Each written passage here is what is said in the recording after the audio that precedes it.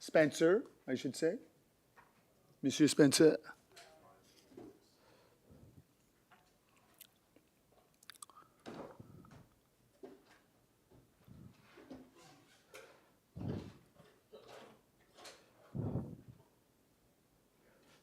Okay, so before we start this evening's special council meeting, we would like to acknowledge that the land on which we gather is unceded Mi'kmaq territory.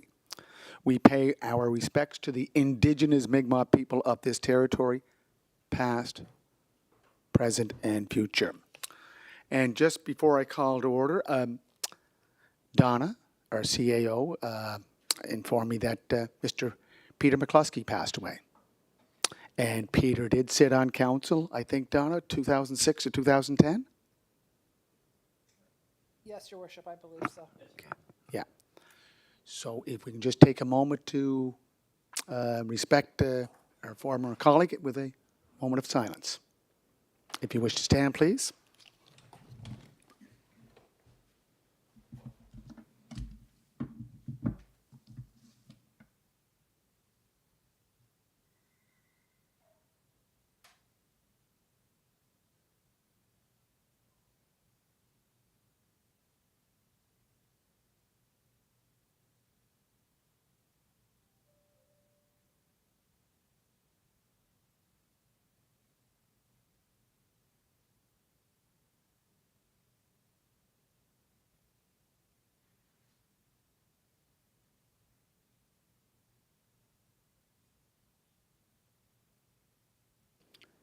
Thank you.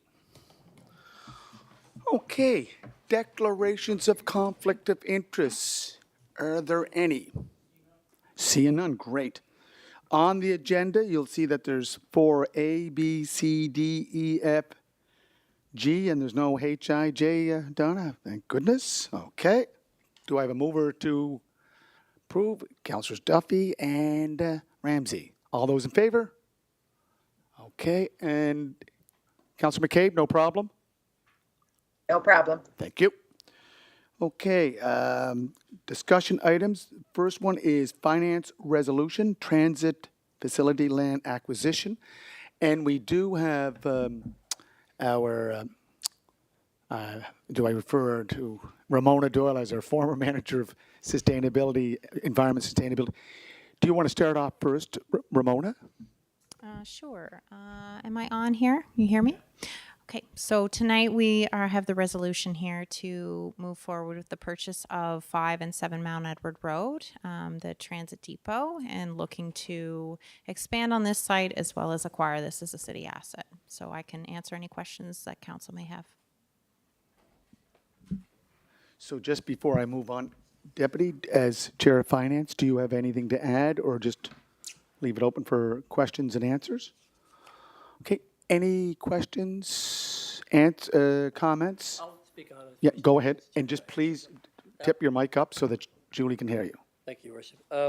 Great to see this here. I think we during budget time, we talked about the urgency to get moving on electrification and get our electric buses going. This is part of the process, Your Worship, so it's nice to see this gone through finance and we can get going and purchasing the land and moving on with our electric fleet to come in. So we have to get this done first, and we have to get the electrification going and have the fleet come. So good to see this here. Thank you. Thank you, Councilor Bernard. Any other comments? Do we have a question? Questions called. Questions called by Council. That would be delightful.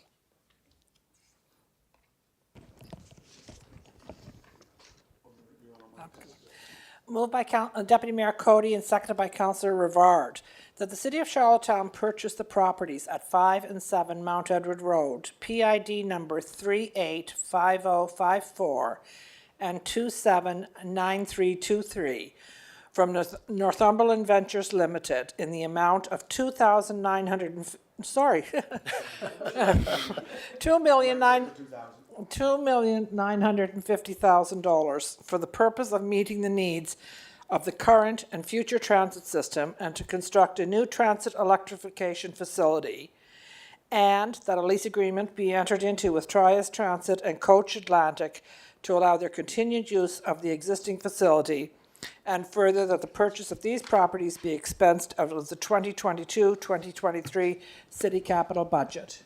Worship. Question called. Questions called. Good. All those in favor, please raise your hand. Councillor McCabe, yea or nay? In favor. Okay, thank you. Donnie, do you want to, or do you want to, Would you Ramona like to me to go read first? the next one? Do you want Ramona to go first, and then you can read the resolution right after? Sure. Ramona, can you please just cover item 4B? Yes, Your Worship. So this resolution presented to Council tonight comes from the Environment and Sustainability Committee and has been through the Finance Committee as well. This application gives support from Council to submit ISIP applications for the purpose of the development of the Transit Electrification and Fleet Refurbishment Program. And yes, we'd like to see Council support this recommendation. Could you read the resolution, Donna? Moved by Councillor Bernard and seconded by Councillor Rivard, that the City of Charlottetown support the applications to the Investing in Canada Infrastructure Program, ISIP, for the Transit Electrification and Fleet Refurbishment Program, which includes $9,526,715 from federal funding, $7,923,557.70 from provincial funding, and $6,322,770.70 as the ultimate recipient contribution, which is cost share with Stratford and Cornwall. And that if the application is successful, the city's contribution of $5,530,000, HST included, be incurred over 4 fiscal years beginning in 2022-23 fiscal and ending in the 2025-26 fiscal year. Thank you, Donna. Questions called? Do you want to ask a question, Councillor Bernard? Good, okay. All those in favor, please raise your hand. Councillor McCabe, yea or nay? I'm in favor. Okay, 7-0. With Councillors MacLeod, Duran, and Tweel absent. Thank you, Your Worship. Thank you, Ramona. Thank you, and have a great summer. Okay, 4C, so we have an economic development, tourism, and event management resolution. Councillor McCabe, do you want to provide any background before we ask the manager? Sure. As we know that the city's proud to be home to the Charlottetown Islanders major junior hockey team, and staff have been working with the team the past while to renew the agreement that was past due. We're a little bit late to getting this out. So this contract is looking at a renewal from 2022 to 2027. Both the Economic Development, Tourism, and Event Management, as well as Finance and Audit committees, have unanimously endorsed the renewal of this agreement. And I know it is a time-sensitive issue. I'm hoping Council will support the new agreement. And Wayne, I believe, is there in person to be able to answer any specific questions that might come up. Thank you very much, Councillor McCabe. Councillor Duran, are you with us? Yes, I am, Your Worship. I'm still listening to Donna talk there, so I'm just having problems there, but Just Spencer or Tracy, if they have any need to ask a question. I can't see anything here on the screen or on the monitor I have, so how do we do that? They'll just have to shout out? Okay. So Councillors Duran, McCabe, if you have questions, comments, you'll just have to shout out and then we'll put you in the queue for speaking. Good?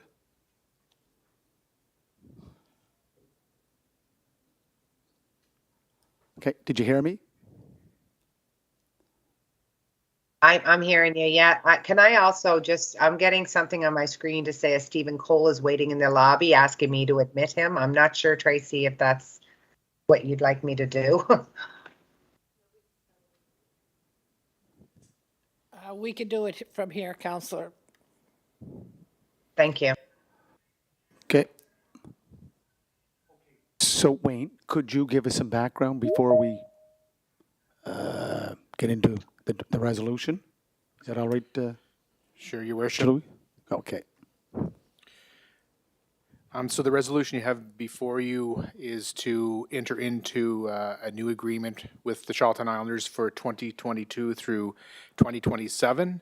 We're at a point where we have to renew our agreement. As Councillor McCabe indicated, this particular item has been before the Economic Development, Tourism and Event Management and Finance, Audit and Tendering Committees, and passed both committees, thus coming forward to Council. For the most part, the agreement would be intact with previous years. There is an elevated financial request, which the city has been familiar with since early on in 2022. Given the impacts of the pandemic, many teams in the Quebec Major Junior Hockey League, specifically the Quebec teams, have received elevated funding from the province of Quebec. This financial ask of the municipality would bring us in line with the provincial government in terms of supporting the team here in the capital city. Council is well aware that the Islanders are the anchor tenant of the Eastlink Centre, and not only serve as well from that perspective, but also from hosting other events. We've hosted multiple Quebec Major Junior Hockey League drafts. We've hosted Canada-Russia Serious Games.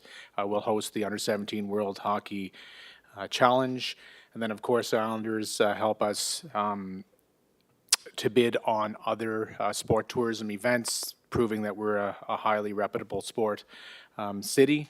This is a very time-sensitive situation, as Councillor McCabe indicated. We probably should have gotten to this a couple of months ago, but with some staff transition and the successful run of the Islanders in the playoffs, it brings us to where we are today. So that's kind of a quick overview of the agreement.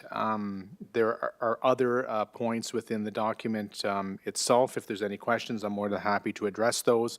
And I'd also remind Council that there is a protection clause within the agreement, of which Council requested back in 2018 when we renewed the agreement, with respect to if the team was ever sold, that there would be return of dollars into the municipality to ensure that taxpayers' dollars are protected. So quick overview of the Islanders renewal agreement. You have the resolution before you, and if you have specific questions, I'm more than happy to address those.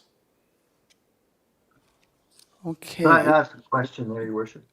Councillor Dront, go right ahead. Thank you for your report, Wayne. I'm just wondering, I know the Islanders were very successful last year, and I'm just wondering, did we get a chance to look at the books to see if they made money rather than us giving more money?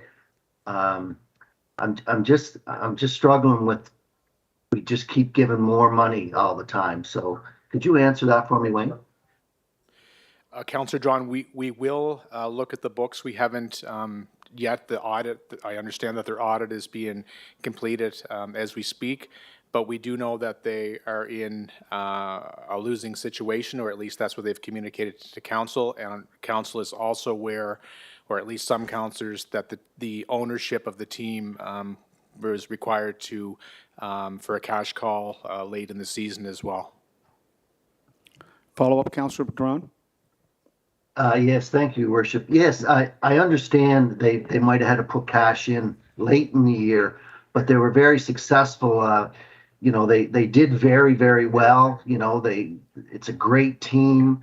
I'm just wondering, should we be voting on this before we see the books? Or, you say it's time sensitive. I realize that, but I just hate to have to put money in if the books say that, at the end of the day, they did okay this year. I know COVID, the last 2 years, it's been a struggle, but the city's struggling too. So I'm not comfortable going ahead with this until we see the books. But thank you very much for answering my questions. Wayne, could you just tell us again, when we entered into this agreement, I know Councillor Bernard was on council, so was Councillor Tweel, back in 2002. What was the ask then?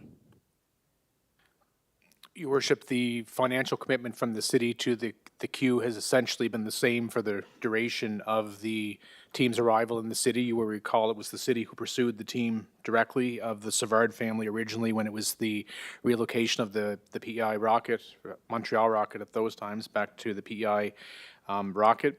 There's the only increase since then has come in this past season and next season with elevated contributions of which this council has already committed to.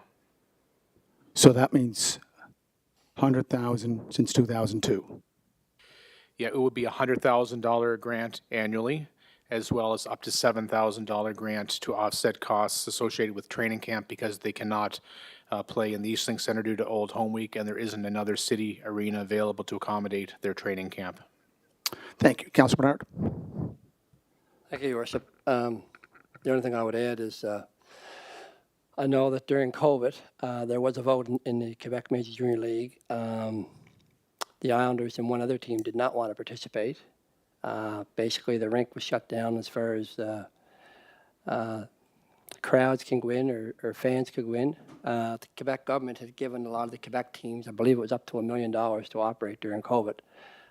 So these guys ran the team for 2 years, definitely at a loss.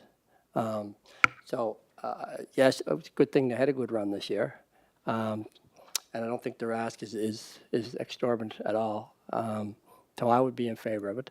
I know the management group has done an excellent job. They've represented the city very well, and they continue to. I don't know if we've seen a team so well organized and done so well in drafts and has the success that they're having. So thank you. Thank you, Councilor Bernard. Any other comments? Just one, Your Worship. Sorry to jump in again. No, good. Go ahead there. I understand that, and we go back to the Quebec government giving the QE Major Junior League money and things like that. I wonder if any other city did that. I know, and I'm very thankful for the team, the coach, the management, the owners. I understand that, but I'm just wondering why, we have to keep going up. I read the background of the province. They have more money than we do. Would they be able to go up more?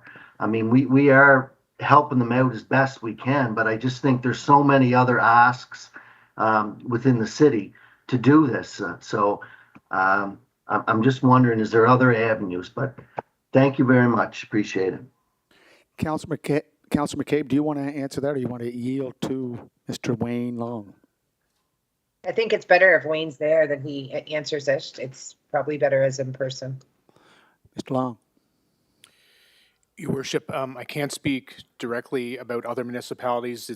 In often cases, there's confidentiality in other jurisdictions depending on what their protocols, et cetera. So I don't have that information before me.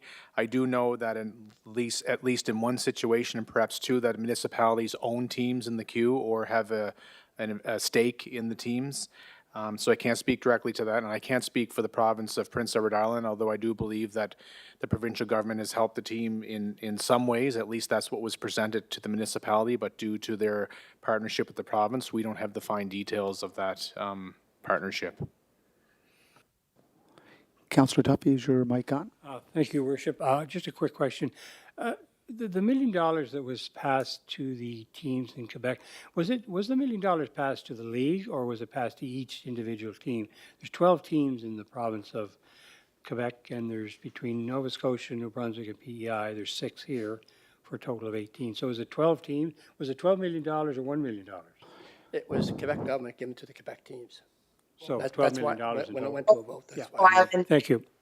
teams benefited from that money. That was all Quebec-based. Councillor McCabe, can you repeat it, please? I just said there was no maritime teams that benefited from that money. It was all Quebec-based teams that received money from the Quebec government. Yes, Councillor McCabe, I was just making it clearer. Was it just one team? I'm sorry. Was it the league receiving $1 million, or was it 12 individual teams each receiving $1 million? That was. Yes. Yeah, thank you. Which one is it? Oh, team. sorry. Each team. No, each team in Quebec received $1 million, Yes, There was okay, no money provided for the maritime teams. thank you. Yeah, Wayne, just to clarify, if they gave it to the league, then they'd have to spread that out amongst all 18 teams, correct? That's the point. Correct, yeah, but the That's not Quebec what government was very specific in that it was to be $1 million plus per team. So each team received that. They may have funneled it through the league. I don't have those details, but at the end of the day, it was specific to Quebec teams. Thank you. Thank you. Good, Councillor Duffy? Good? Yes. Okay. Councillor Ramsey? Thank you, Your Worship. No, I'm very good with this because it brings a lot to our city. Like as I stated at Finance and Economic Development, we're a very fortunate city. We have Holland College, we have UPEI, we're going to have a pro basketball team, we got a major junior team. Like that's a good drawing card for the city. And as being involved to a lot of the games at the Islanders, they're great ambassadors and they're great young gentlemen. You know, like you don't ever hear anything that something happened on the street of these players and that. So I think their coach and manager and all that, they're doing a fantastic job with these young men. And something we got to realize, they sort of come in here from age 16 and they could stay to age 20. So that's a very funny years for for these young gentlemen. But they're excellent. So thank you very much. So, Donna, Yes, as Your CEO, do you want to read the resolution, Yes, Your Worship. please? Moved by Councillor McCabe and second by Councillor Ramsey, that the City of Charlottetown approve the attached partnership agreement 2022 to 2027 with the Charlottetown Islanders of the Quebec Major Junior Hockey League. Questions called. Oh, no, good. Councillor Yanka, please. Just speak into the mic so Julie can hear. I mean, Councillor McCabe. Councillor Thank you. I will be supporting this resolution. I just wanted to just make note that with the cost of inflation, the cost of doing business, I know in different organizations, people have gone up as high as 38% in higher expenses. So this will not be the first ask that we have as a council. So I think we just need to be really mindful that we will probably be getting other asks like this, whether it be in the sports or whether it's in the arts and cultural areas of the downtown. So just wanted to make everyone aware that there will be more asks, I anticipate. Thank you. Thank you. Question was called? Please raise your hand if you're in favor of it. Okay. Councillor McCabe, yea or nay? In favor. Councillor Drawn? I'm not in favor till we see the books, Your Worship. Thank you. Okay. Okay, Don. The next item is new business resolution, strategic plan presentation and adoption. Okay. So, Donna, just to clarify it, there will be no resolution because this has to go back to the standing committee responsible for strategic planning? Yes, Your Worship, and I apologize on your agenda, it does say, and in your package was a resolution, but that was done in error. It has to be referred back to, this is here for an information purposes. It will go back to the strategic priorities in Intergovernmental Committee, and then it will come back at your regular meeting, hopefully in August. So we're just respecting process. Yes.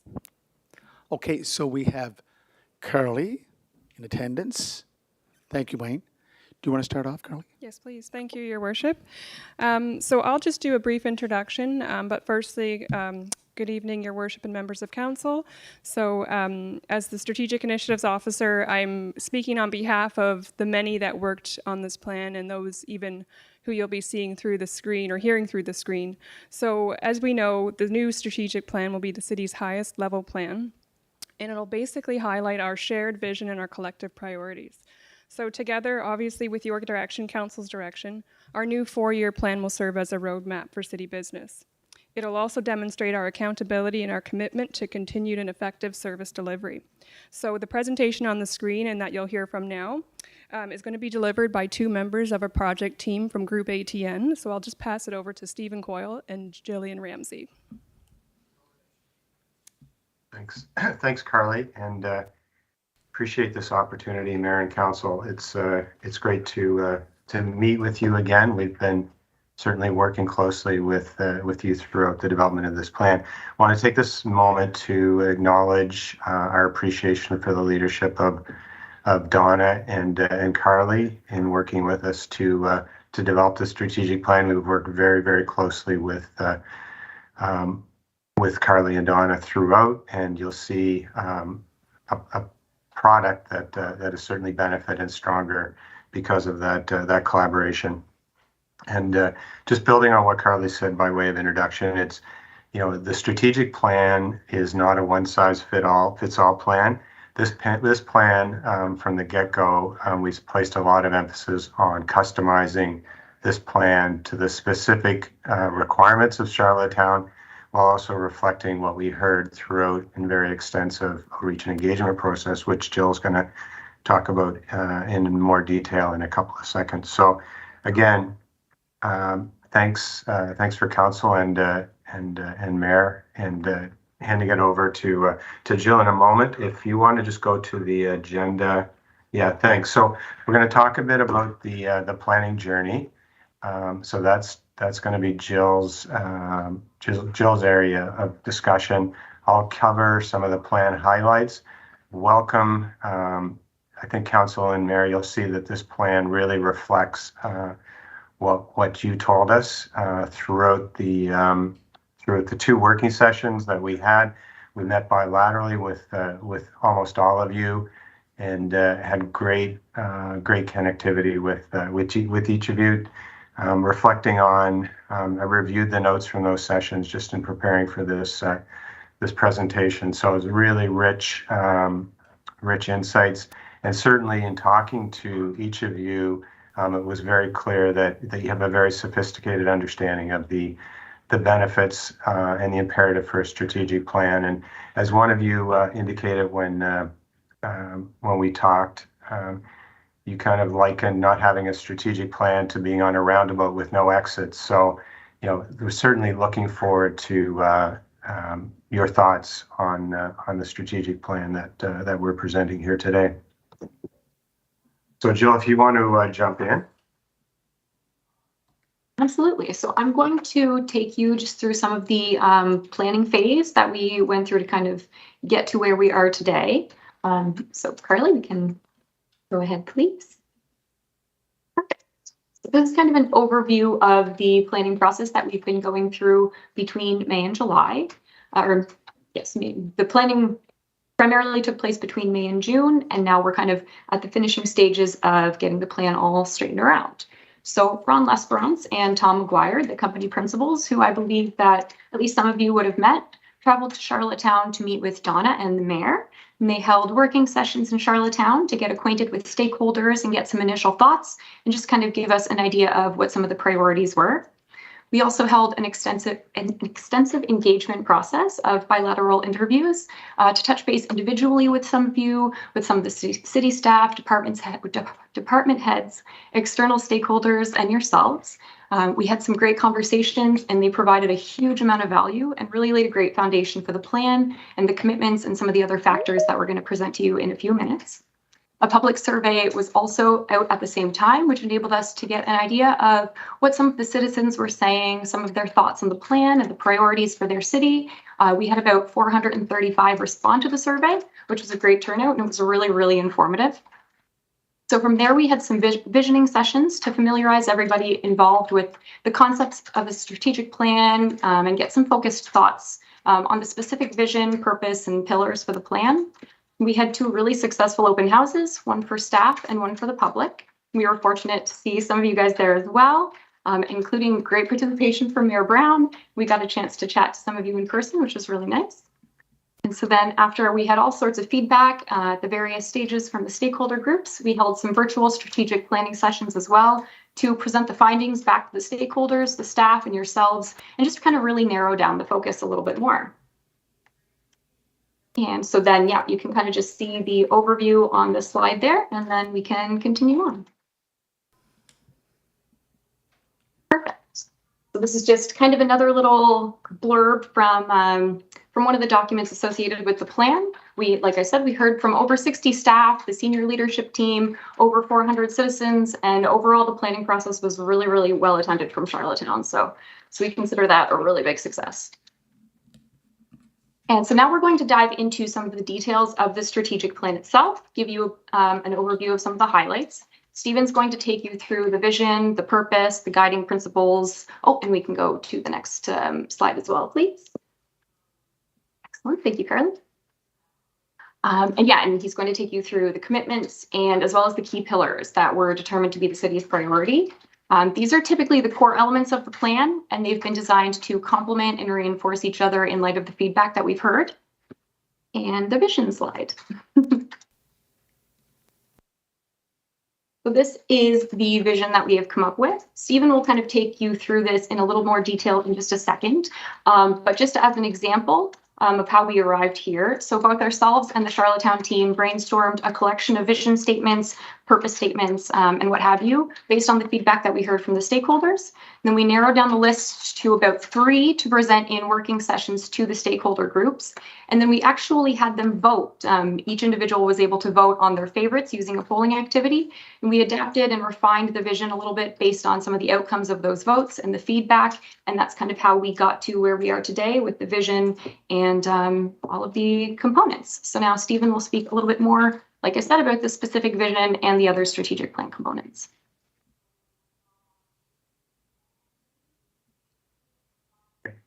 Thanks, Jill. And just to reiterate what Carly said, that was so important at the beginning of the meeting. The strategic plan is the highest level plan, and as many of you indicated during our interviews and the working sessions, you saw you truly saw the benefits of that in this.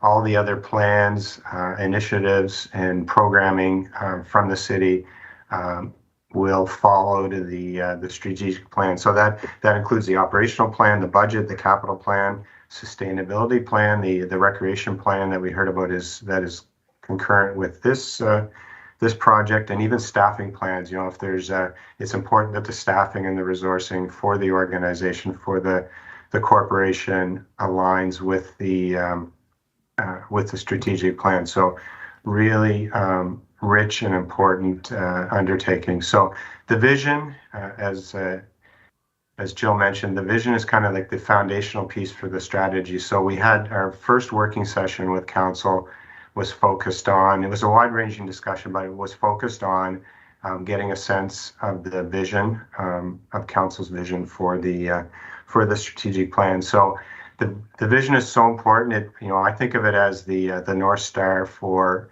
any organization, whether it's a municipality, a corporation, a not-for-profit organization. So it provides that aspirational ambition for the city, and it's very, very future focused. So just so fundamental. So in the case of Charlottetown, the vision that we landed on was respecting the past, embracing the future, creating a community for everyone. So I'll just, if you want to think about that for a second, but basically that captures, that channels, everything that's great about the city, what makes the city great, what makes residents so proud and engaged, but also building for the future and understanding what the possible, what the art of the possible is for the future. So in terms of strategic purpose, and again, where I think of it, I will highlight, kind of how this plan is customized to the city of Charlottetown. So often in a strategic plan, you'll see a mission, but it was appropriate. We heard that it was appropriate to look at this from the perspective of a strategic purpose. So again, very customized to the city of Charlottetown and appropriate for what's facing the city. So just quickly, you can read it, but I'll just go over it quickly. We are committed to delivering community-focused programs and services that matter most to our residents. Specifically, we will provide accountable, accessible, and fiscally responsive local government to build a sustainable, resilient, confident, and smart city, and approach challenges and problem solving with innovation and integrity while reflecting solutions that put the whole community at the forefront. So again, just a second to reflect on that. I think it's very powerful. So that's the strategic purpose. And next slide, Carly.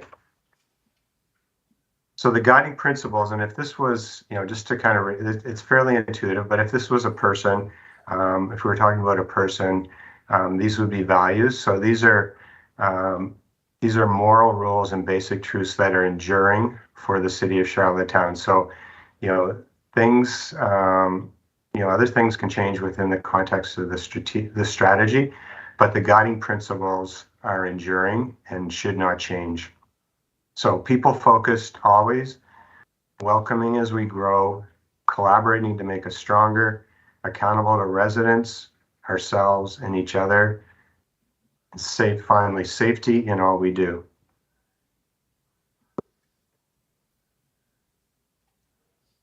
Okay, next slide.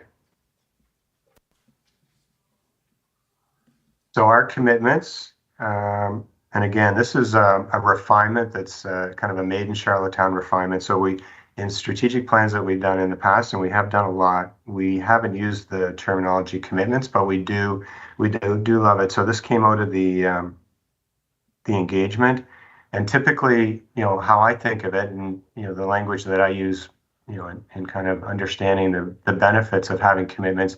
To me, they're like strategic filters. So any actions, plans that the city is considering need to be filtered through these 10 commitments. And it doesn't you don't necessarily have to check all 10 boxes, but there needs to be alignment, or there certainly can't be misalignment. So if you could tick, you could align with several of those, but if it's not a sustainable initiative, then that's certainly going to raise a red flag. So these commitments are really important. So just to run down them, there's a lot to absorb here, but I'll just go through them very, very quickly.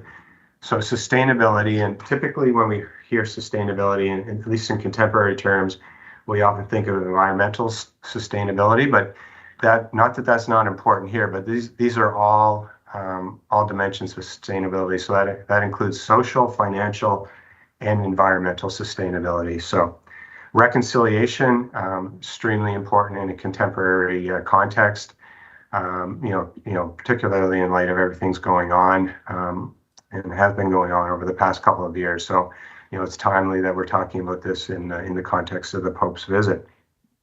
The collaboration and partnership is the third point there. So this is collaboration with the province, and we heard that there's an opportunity. There is collaboration obviously with the province, but there's opportunities to build on that and grow that collaboration. And also in terms of shared service delivery, there's been success in terms of shared service with adjoining municipalities. But again, there's build on those success stories. Inclusion. That respects differences, embraces real representation.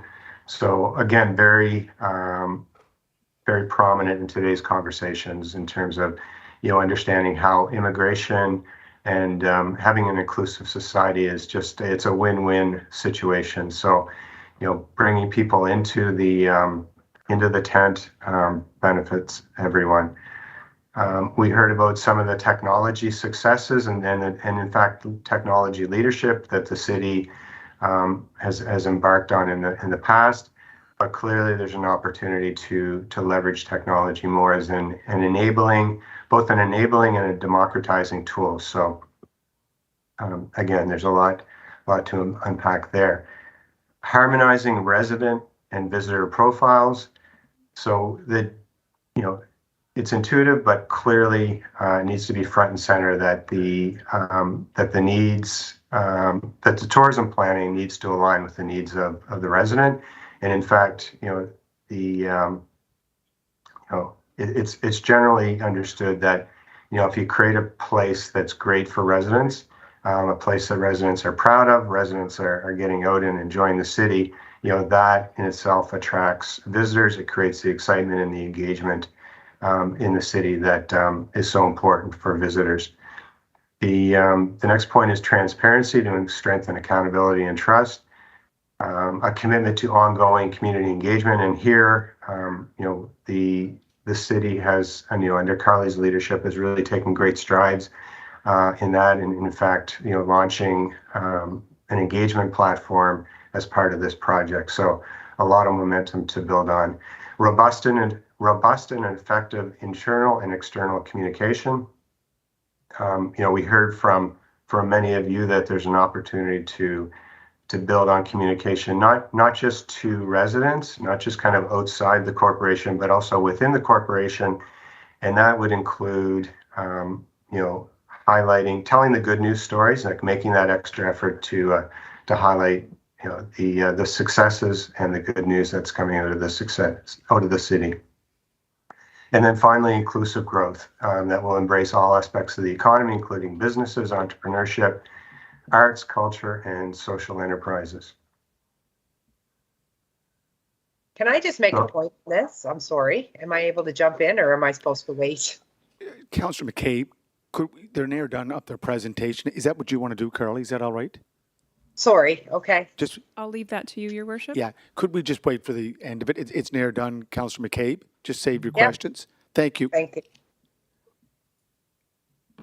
Okay, Vance. So the strategic pillars or strategic priorities, when we do these plans, we always suggest to our clients that we aim for 3 or 4 strategic pillars, and we're hitting that right on the mark here. So there's a lot of convergence in terms of what we heard from everybody in the engagement that we did. And so kudos to everybody that's involved. And as I said, there's great alignment.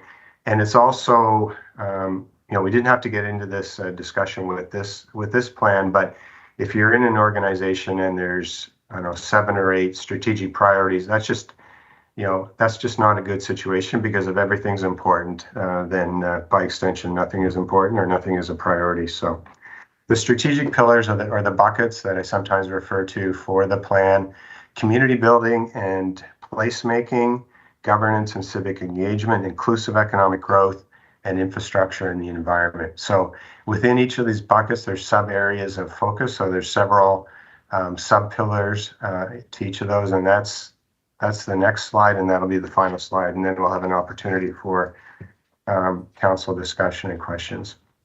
So we call this a strategy map. So this is a high-level summary, a nice visual that really encapsulates a strategic plan, very quickly and visually. So under community building and placemaking, there's waterfront development, unlocking the potential of all lands within the city, building neighborhoods and increasing walkability, and also building or creating or growing a welcoming community. The community of Charlottetown is already very welcoming, so it's just putting a marker on that attribute. The next piece is governance and civic engagement. So under that is fiscal sustainability and transparency, annual monitoring and reporting, shared services with adjoining municipalities, and templated decision-making to support governance decisions. And that would be, for example, building on those strategic filters that would lend themselves so nicely to the templated decision-making. The third item, inclusive economic growth. So falling within that would be attraction and retention of new residents, innovative solutions to housing, advanced reconciliation with Canada's First Peoples, collaboration with other levels of government, and then the last is infrastructure and the environment. So sustainable and resilient climate change management, establish priorities to green city infrastructure, respect and enhance heritage assets. We've certainly heard about how important that is to the city of Charlottetown, and planning for population growth. So that's it for us. Jill, did you have anything that I missed, or you wanted to jump in as we close out? No, I wouldn't say so. Actually, I guess the only thing I was going to highlight was just kind of the difference in branding.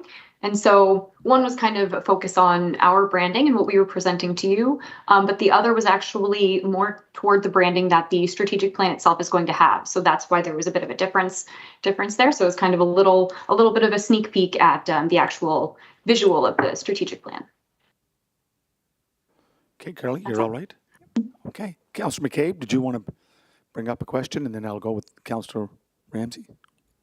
In mine is a comment. I'm very excited to see this coming to light. As you know, it's something that's been important for sure. But under our commitment, under the last bullet point of growth, one thing I noticed that was missing would be events. And I think events are really important as a, this is a big component in our tourism industry and stuff. And I'm not sure if we can add that, but that would be something that stood out to me. But really great job. And thank you so much for getting this to this stage. Okay. Great. Do you want to respond to that, Carly? Sure. Thank you, Councillor McCabe, for that comment, and it's well appreciated. Within your package, not only do you have the staff report, but there's a couple additional documents that are a little heavier. One's the backgrounder report, and one is the what we heard. But the very first one is the draft strategic plan. So in that, it outlines the 4 pillars that Stephen and Jillian presented. But there's a subsequent points and descriptions underneath, of which events it was well listed there. And if not, it can be even better highlighted for you. So I believe that one is under inclusive economic growth, so point number 3, which would be on page 12 of the first attachment. Yes, I see it there now. I guess I just, thought if other people were looking at it, it would be important to point that out. Good question. Councillor Ramsey, did you have a question? No, I don't, Your Worship, but I would like to publicly thank everybody who's involved in this as being the chair, and there's a lot of work went into this and a lot of good approaches and information for everybody to adapt. And as we know, we like to start it all tomorrow, but it's a 4-year plan, I believe, Carly. You and I were discussing one time, but it's fantastic for the city. And I'd like to thank Donna and Carly and everyone else that's been involved in this. Thank you. Thank you. Any comments? Questions? Your Worship? Uh, I just want to make a comment here. I want to compliment Carly and Ramona and the ATN group as well. Sorry about that, guys. When I heard from His Worship that you guys had passed a resolution to do a strat plan, I was not very happy because I said, that is way, way too much work to be piling on at a time when the city is perhaps not prepared to be able to do it. But what I learned as I went through the process with these people is that this is a very high level plan. What you're going to be getting into next is the real hard work, and that's the action plan. But that will take more time. But I want to congratulate all of you who were involved in it because you did a tremendous job. It's a tremendous amount of work, and determining which words to use, each and every word was pursed in this, and they really did talk to a lot of people. It's a city plan. It's a plan for how the city corporation moves forward, not the city of Charlottetown, but how we provide our services to the public. And I think that this will be what will underline every budget, the deputy mayor, everything that goes on in Parks and Rec, everything that goes on in the community, in our city corporation as we move forward. We can look back here and use these, does it fit within our commitments? Does it fit within our pillars? Thank you, Your Worship. Thank you, Donna. Yeah, there were lots of things that you were surprised to hear when we first met. You're still surprising me. I do want to thank Carly and the ATN consulting group, and I know Councillor McCabe and Councillor Yankoff were pushing for a strategic plan, but the big effort of the huge undertaking of a comprehensive review of our zoning development bylaws, the next big hurdle that we have to take on. So that will be substantial, and this will help it very much. Curly and the group from ATN, when I was at the hotel, the Charlottetown Hotel, for that first engagement, there was a lot of concern and focus on housing. And I know I can go through the report and see it, but is that also in the background or that you have, Curly?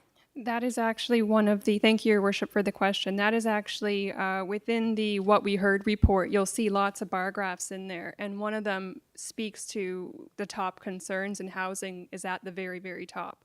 Obviously, the city plays a certain role within that realm. There's more people at the party, let's say, but within what we can do is what will be explored. And so the action plan will take us there. It'll then explore those priorities and concerns and opportunities, and we will establish what the city's role is within those realms.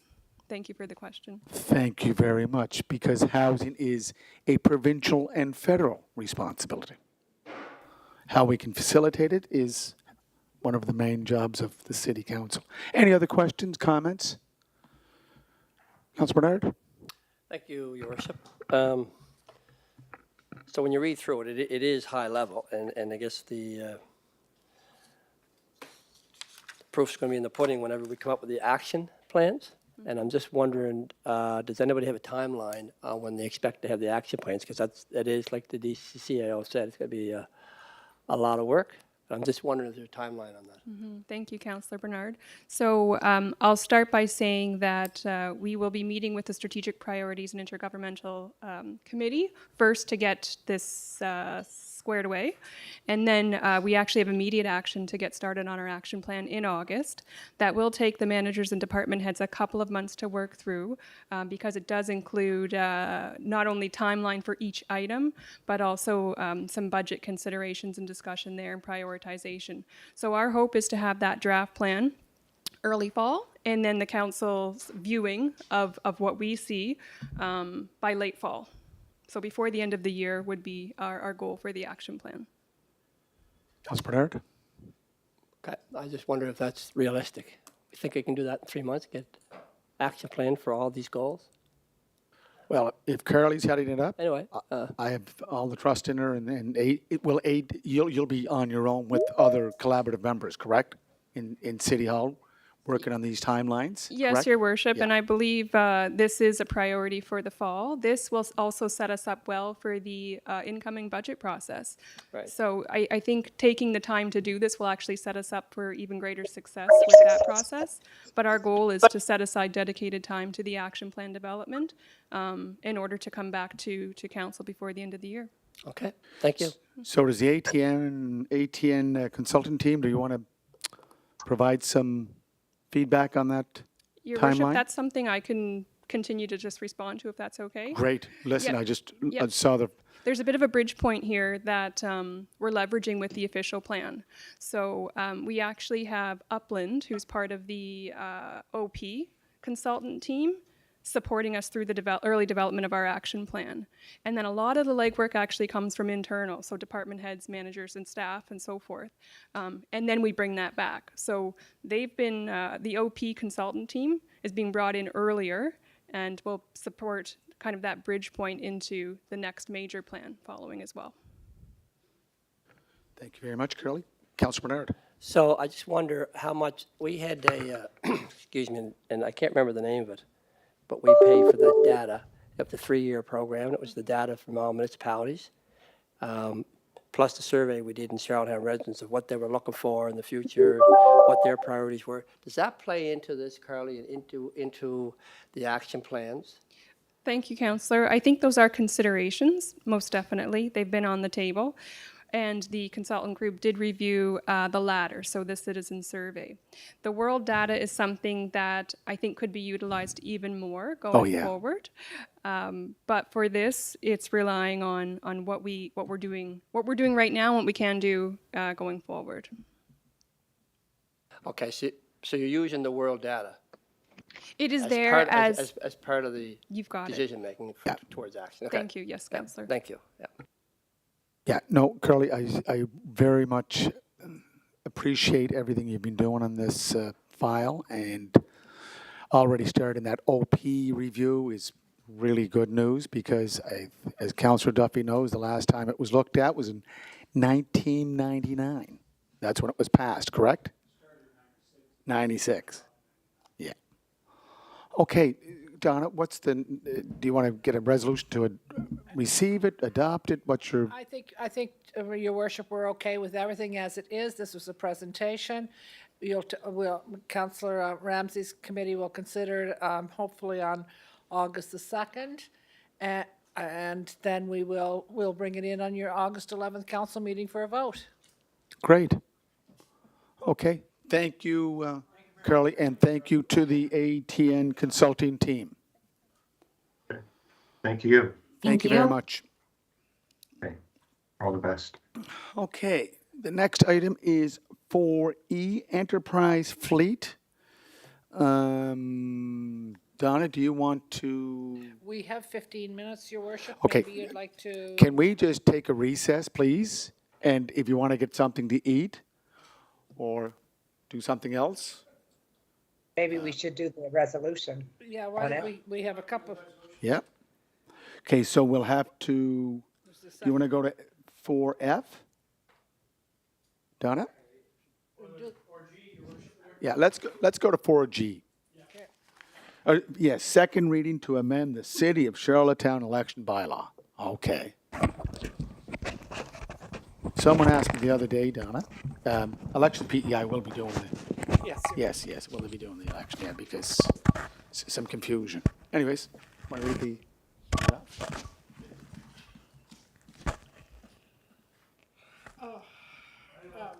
Resolved that the bylaw, no, we really don't know.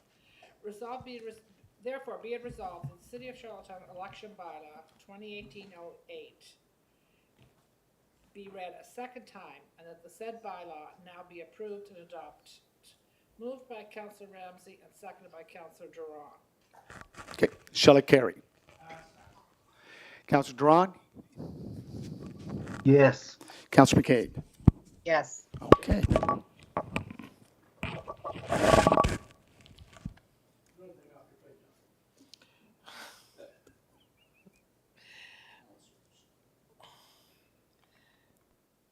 Your Worship, we could start the Kent Street Revitalization Phase 1, and if we had to come back to it, or if we were nearing the end of it, if you wanted to. What's the wish of council? Keep it going? Yes, please. Okay.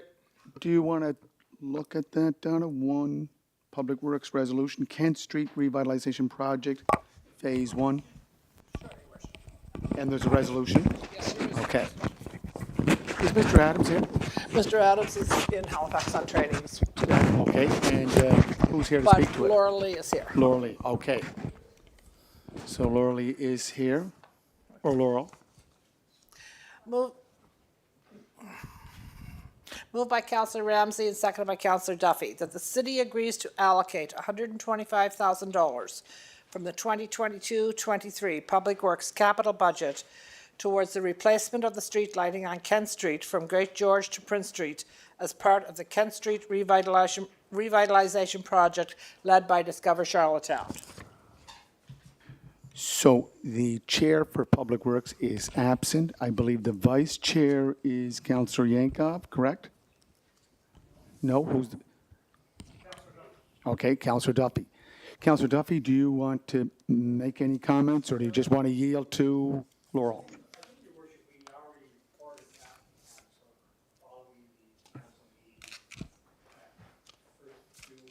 Whenever I was chairing for Councillor McLeod. So I think we've gotten all the numbers, we've recorded the numbers, the 60,000 here and 100,000 there, whatever it is. I think it's come down to crunch time for the vote, so to speak. I don't think there's much more we can add. So I just leave it at that. I think the homework has been done. And my notes from that, I don't think I have them in the drawer here, but I had them at that time. Okay, Councillor Bernard. And just move it. Yeah, you're good, you're good. Thank you. Yeah, Your Worship, just when this first came, it was last month. I think the question was where the money was going to come from. Although it was said where it was going to come, it was draining that particular line item. And I think there was some concern, I know myself, some other councillors who felt there was concern, well, We have other projects that have been passed through the capital budget. There seems to be, with what's going on with the supply chain, there's a lot of projects that are coming in over budget. So this 100,000 line item for street lights and replacement of LED lights, with only 6 months of the budget being used, was concerned about that.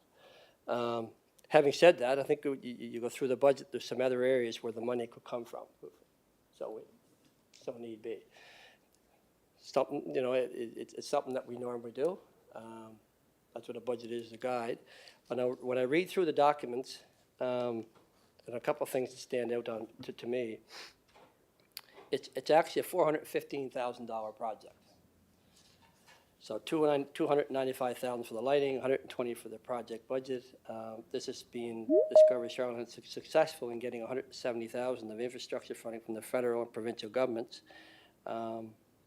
So with the money that's put in the budget, $400,000 project only cost the city $125,000. One thing that stuck out at me in particular was, according to our manager, and I know we brought it up before, I was surprised that it wasn't in this year's budget, but it is true. It says here, it would allow the city to capitalize on infrastructure funding available to Discovery Charlottetown in 2022 that is not expected to be available in future years. So to do apparently those lights down on Kent Street, they're not even LED. They're still the old standard. So City of Charlottetown does have to replace them. So obviously it's going to be at a higher cost when the City of Charlottetown goes to do it themselves. So here's partnership funding. My understanding is that it is only till the end of this fiscal year. So looking at everything, you know, the project, we've always said it was a good project. I don't think anybody was against the project. It was, you know, where's the funding coming from? We didn't want to have any of the city projects that are priority towards the end of the year. Can't find the money. We know of one in particular project. There's a couple of projects that are going to be delayed this year that we can get money from that particular project and move it over. So my only concern, and it's not really a concern, I think the project is good to go. I think one of the things I looked at is this project good for the city of Charlottetown? You know, it certainly looks good. You know, when we talked about Richmond Street, there was went back and forth, and that's shown to be successful. Sydney Street, I know the permission was given to put those lights up. That's certainly turned out to be successful. Looking at the renderings from Kent Street, certainly looks like it's going to be, you know, certainly add to the appeal of downtown Charlottetown, Your Worship. We're already known as a city that a lot of people love. It's definitely a tourist attraction. You can see the tourists out there now this year. They seem to be flocking here, and you see all those streets. The other day I went by Victoria Road, and she was back. So this only adds to it. I am in support of it. I'm just not sure that particular line on them that they're identifying the money. I suppose you can use it, and if you need more in that line, then you can take from the other project that's been delayed till next year. So, Your Worship, I would be supporting it. That was my only concern when this came up last month again, was we wanted to make sure that depleting one line item this early in the year probably wasn't a great idea. So if I think finance, correct me if I'm wrong, Jason, I think finance approved this to come out of this particular account then? Okay. All right. So thank you, Your Worship. Thank you, Councillor Bernard. Thank you for the, can you turn off your mic, please? Councillor Akoff. Thank you, Your Worship. And I was one of the people that had a lot of questions. I've been back and forth quite a bit with Scott and Mr. Adams, and I wanted to thank Laurel for really adding the clarity around this project that was lacking for me to make a decision. So I want to thank her for that and much appreciate it. Unfortunately, it didn't make it into the package, but I know Laurel's here to speak to it, and it's, you know, as Donna had said, it's, you know, it's not a significant cost that, you know, any savings could be deployed into other areas, and the partnership funding is in place, so it would be certainly a great opportunity for us to continue with this. We got business support from the Murphys, Hop Yard, John Cummer and Company, VAC, Trailside, the Art Hotel. So for that reason, I will be supporting this, and yeah, that's all I wanted to say. Thank you. Thank you, Councillor Yankoff. Any other comments? I just have one, Your Worship. Yeah, go right ahead there, Councillor Drawn. Well, thank you very much. You know, it does surprise me that we're gonna spend our whole budget there and then plus borrow another 25,000 or try to find it from another account. I know personally, I've been asking for a sidewalk in Elizabeth Street for the last 7 years, and I'm always told if we have a little extra this year, we'll find it and we'll get that street done. But we just keep giving money away to every project and anybody that asks. And you know, like today, I asked for paint for the Sherwood Hall for the step. I mean, it just seems that there's no end to this. So, you know, I can't support it. It's a good idea. It's not in the budget, but you know, it's all I can say is I'm not going to support it. Thank you. Well, I can say this much, Lorelei. It will add to what's going up with the art that has taken place over the last few days. Spectacular art design there on the west wall of the fire hall, down at the financial building, and this Charlottetown Cinemas. So this is just adding to it. Do you have any comments? Oh, sorry, Councillor Ramsey. Go ahead. Sorry, Councillor Ramsey. Thank you. No, I just have one comment. It's just that last year when this came in front of us, everybody was in favor of it. And then the fire marshal rejected it, but they worked pretty hard, or very hard, with the fire marshal and fire station, and they seem to be all on the same page. I think it's going to add one more street to our fantastic downtown city for the tourists, for the locals, for everybody, and I think it's going to add to it. So I'm in favor of it. Thank you, Your Worship. Thank you, Kevin. Councillor Ramsey. Thank you. Orly. Thanks, Your Worship. Yeah, so the point about the murals, it's interesting over the last week since we started putting up the 3 murals, how the landscape of the city set can very quickly change. So that's 3 relatively simple things that we've done that have had an incredible impact in a very short amount of time. So this project will only add to that, particularly because the mural just next to Kent Street Market is almost the entrance to that street. You can catch just a sliver of it as you're driving down Kent Street, so it's a great entrance. I know there's been some concerns around Mr. Adams' recommendation of using the entire line item for the light replacements. I think that the one thing we do need to acknowledge, and it's good timing just following the strategic plan presentation, is that there is a recommended heavy emphasis on sustainability that is going to be put in the city's strategic priorities over the next few years. We are aware that this stretch of lights has not been upgraded to LED. It does need to be done with the greenhouse gas emission targets being set by the city. It's going to need to be done sooner than later. And as Councillor Bernard has mentioned, this is an opportunity to leverage partner dollars that are not going to be there after December 31st. We know that Discover Charlottetown had access to this funding last year when Council initially approved the original project in September. They've been working diligently with the city to try to accommodate the fire safety requirements of the project and have gone back and forth many times with the architect. It's changed the project substantially. So while initially there was no financial investment upfront required of the city corporation, there is now, but the maintenance costs that were part of the original project, which were upwards of $40,000 a year, Mr. Adams has indicated that maintenance cost has come down to $1,000 to $2,500 a year. So it will make up some money that had been originally committed over the years. And it's going to be, it's really a nod to the businesses on the street that the city appreciates the private investment that's been made into that particular stretch of Kent Street. And now we're going to make a similar investment to kind of turn it into a new area of the downtown that people are going to want to explore. So it's only a good project from here. And definitely promotes walkability. Reducing reliance on driving to this place. You can just park and walk like we do on Victoria Row, Sydney Street, all about sustainability. Any other questions, concerns? Just one question again, Your Worship. Go ahead. Is the city, are we paying for the electricity of that year round? Lorelei, can you provide some background? My understanding is that we would be paying for the electricity for the streetlights currently. So by transitioning them to LED, it should be less of a cost than we're currently experiencing. Do we have a breakdown on that? Like how many lights would be going up for that? Lorelei?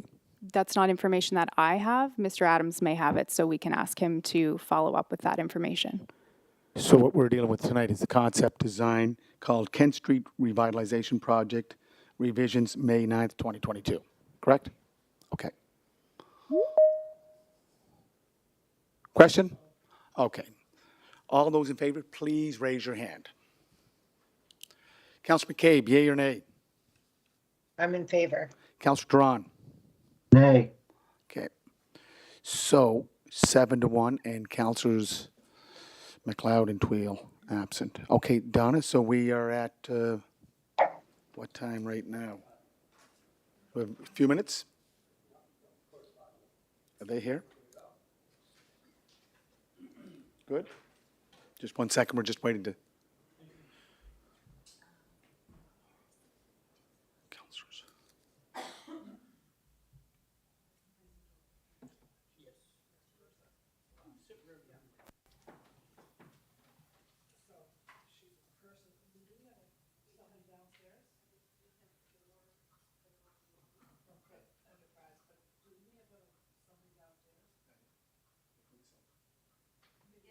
Yeah. Yes. Yeah, could I just take a quick recess, please? I have to visit someone. And Councillor Duran opposed.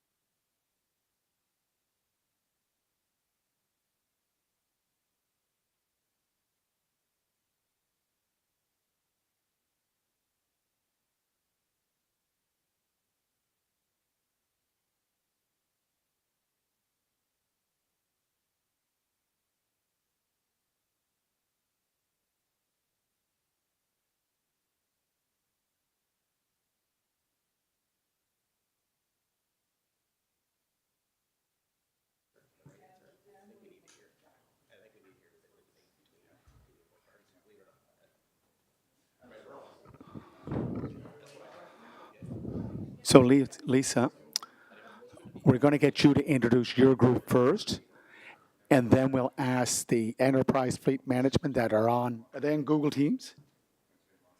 Yeah, they're on Teams, Microsoft Teams. They'll introduce their team or their group, okay? Donna, any background, or who's going to give the background? Your worship, no, I don't have any background for it. Councillor Rivard? I think it was you, no, it was Councillor McLeod who suggested that this matter be deferred. And I think it was to have a back and forth to get more answers. I don't think we have any presentations by anyone. I think it's just a question and answer session. Okay, can you turn your mic on because we are live? Yeah. Thank you, Donna. So for me personally, it was around getting the true factual information we've received. You know, this has been going on for a year and a half now, let's say, with a lot of documentation back and forth. The problem is that every time there's documentation brought forward that's new, you know, there's pieces maybe missing, or there may be some confusion with regards to the Automobile Association. We take it back and forth, and we never really had the two parties get in the same room and get the definitive answers. And for me, I was never willing to put a vote to something until I had all the information, and not once during this whole process did I feel comfortable enough to cast a vote on either side. So I said I was willing to defer as long as both parties were in the room to be able to answer a lot of the questions that were actually put down on. Well, we have the in our package a number of questions that were asked, and like I said, it'd be nice to get clarification on a few of those topics. So. Okay, and just, this is item number, what is it, Donna? 4D? 4E. So in the package that councillors have, we do have a backgrounder directed to Finance Committee. Staff recommendation is to enter into a fleet management contract with Enterprise Fleet Management. And in that package, Lisa, is a back and forth of questions that were given to both the Prince Edward Island Automobile Dealers Association and Enterprise Fleet Management. So, Lisa, can we start off? Could you please introduce your team? And I'll just make sure the mic's on. Is the mic on? Hi. I'm going to defer actually to our president, the president of the Prince Edward Island Automobile Dealers Association. Okay, sir, could you introduce yourself, please? Good evening, everybody, councillors, mayor. The Prince Edward Island Automobile Dealers Association was asked by council to attend this evening's meeting, and we are here in person because we work and live here. We have appeared before council several times, and this matter has been addressed by council a number of times. We look forward to a final and positive outcome for local businesses and their employees who work and live in this community and province. Thank you. Okay, and then next to you is, can you just pass the mic to Mr. Brown? No relation? Hi, Jamie Brown from Brown's Volkswagen, and I'm here to support the Dealers Association, and you know, I truly believe that you know, there's one thing as far as supporting local, but at the same time it has to be, you know, good value for your money. And not once through this whole process have we seen a fair comparison in you know, with the city going to a fleet management or leasing program where they're not keeping their vehicles until, you know, for 10, 12 years or how long they keep them. Sure, it's more expensive to keep vehicles and maintain vehicles, but if you're turning them over quicker and leasing them through local dealerships, you're going to be saving the same amount of money or more, and you're dealing locally. So I'm here to support the Dealers Association of Prince Edward Island. Okay, Lisa, do you want to introduce yourself, please? My name is Lisa Doyle McBain. I'm the Executive Director of the Prince Edward Island Automobile Dealers Association. Okay, so we're just going to turn it over to the representatives from Enterprise Fleet Management. Do you want to introduce yourselves first, and then whoever wishes to lead could lead? Or will lead? Can you hear me? We can hear you. We can't see you. Yeah. My name's Alex Reeby. I'm the director of our operation for Eastern Canada. Okay, next person. Hi, Your Worship, councilors. My name is Ryan Ballston. I am a client strategy manager and Charlottetown's client strategy manager. Good evening, Your Worship and councilors. Thank you for inviting us. My name is John Stewart. I am an account executive with Enterprise Fleet Management for Eastern Canada. Good evening, Your Worship and councilors. My name is Drew Kellogg, and I'm the government marketing manager. Of the four, who wants to lead, please? I guess if there are particular questions that are coming up, we're more than happy to address those. We're a little bit confused as to what the dealership association's issue is with Enterprise Fleet Management. And just to create a little bit of background, an introduction was made through the Federation of Prince Edward Island Municipalities, and John Stewart, who was our account executive, met with the city and put together this plan over time. The culmination of this plan, though, one of the things that was ultra important to the city of Charlottetown was continuing to do business locally. And so throughout our partnership and the inception of the partnership, we've done nothing but use local dealerships to acquire the units that we're acquiring. We've also done it at a higher volume than the city of Charlottetown historically has done, which from our perspective seems like it would be more business through the local dealerships. The dealerships set a markup in the costs that we incorporated in, and we're transparent with the city of Charlottetown. And historically, I believe the city of Charlottetown performed the majority of their own maintenance, and now we'll be outsourcing maintenance to local facilities, including the dealerships as well. And so I guess as we have for months heard about the objections to this partnership, we're very confused as to what the objections are, because it seems like it's very supportive of the local dealership base. And in addition, prior to doing business with us, the city of Charlottetown, and Jonathan, maybe you can correct me if I'm wrong, but from the information that they provided, weren't even acquiring all the vehicles locally anyway. So we have improved the volume of units that are being acquired through local dealerships. We can provide you with what those dealerships are. I think we have. And there's more outsourced work now going that has the potential to go to the dealerships. So we're happy to address any questions that you have. We genuinely don't understand what the objection is. Okay. Lisa or the president or Jamie?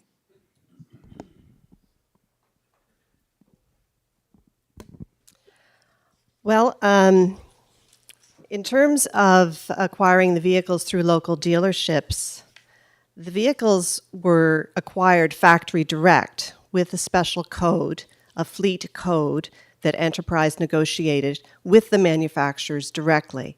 And because of franchising agreements, the vehicles must come through a local dealership. But the vehicles are not being purchased through a local dealership. There is a lot of money going to Enterprise Fleet Management that is not included in the cost analysis that has been done by staff and provided to council. There are 6 additional fees, and what we have seen in comparisons is that only one of those 6 additional costs are being included in cost comparisons. So it needs to be accurate and fair and realistic in stating figures and cost analysis. Are you able to shed some light on what those costs are? The orders were placed through Fair Isle Ford and Reliable Motors, which I believe are both on the island.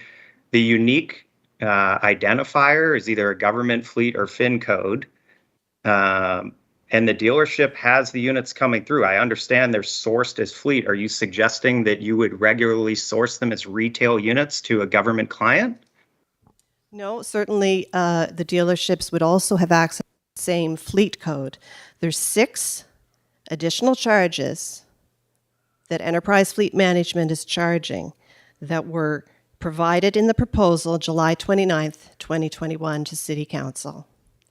There is one that is included in the cost analysis, and that is the 2% markup.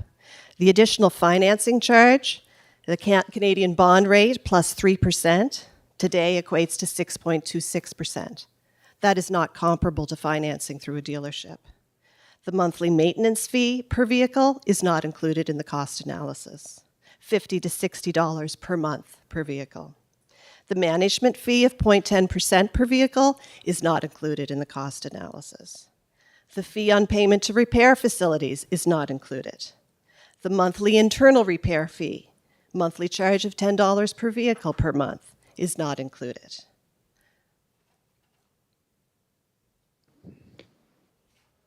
Not included in the 10-year model that we put together for. Not in the cost analysis that is provided to council and what council is basing their cost savings figures on and basing their decision on. If the city's going to utilize aspects of the management maintenance program in the value of the contract, then they must include the costs in any cost analysis. Those are built into our analysis. They were not built into the analysis of the figures in the cost analysis that staff provided to council. And why do you think that? Because I've seen it. I've seen it broken down. Those are It's built Appendix into B. those are built into the 10-year model, into the lease section. The only portion of it that is not in there is the $10 per month for the maintenance management. That's an optional program that will help. I mean, there's a full service fleet management portion that is in there, but the cost of the maintenance that's fixed and budgeted that you talked about, the cost of the management fee, all the things that you talked about were already built into the analysis. But regardless of that, I guess, again, The city is using a figure for the cost of the vehicle versus the cost of the vehicle through a dealership. Perhaps you could explain the online authorization tool and how it's decided where the vehicles are serviced. sure. So, and just backing up, Enterprise is a full service fleet management company providing several different services to clients that we work with, anything from acquisition to funding to compliance to operations to resale. And we're looking at the overall life of a vehicle and helping bring information to our clients that determines the right time to get out of vehicles based on what they are and how they use them. So one of the components of this program is a fixed and budgeted maintenance program. So essentially, because we operate a fleet of hundreds and hundreds of thousands of vehicles in North America, we have actuarial data and real data that suggests how much it should cost to maintain a vehicle over its life, depending on what it is, your kilometer patterns, and how you use it. So that fixed and budgeted maintenance program is a line item and is part of the cost analysis that we have already provided, so that is already built in. The way that program works is the drivers, or however each individual entity that we work with chooses to, outsources maintenance to various local shops. Whether they choose to go to a dealership or choose to go to a local facility that's part of our program is up to them. They can go to any of those places for those services.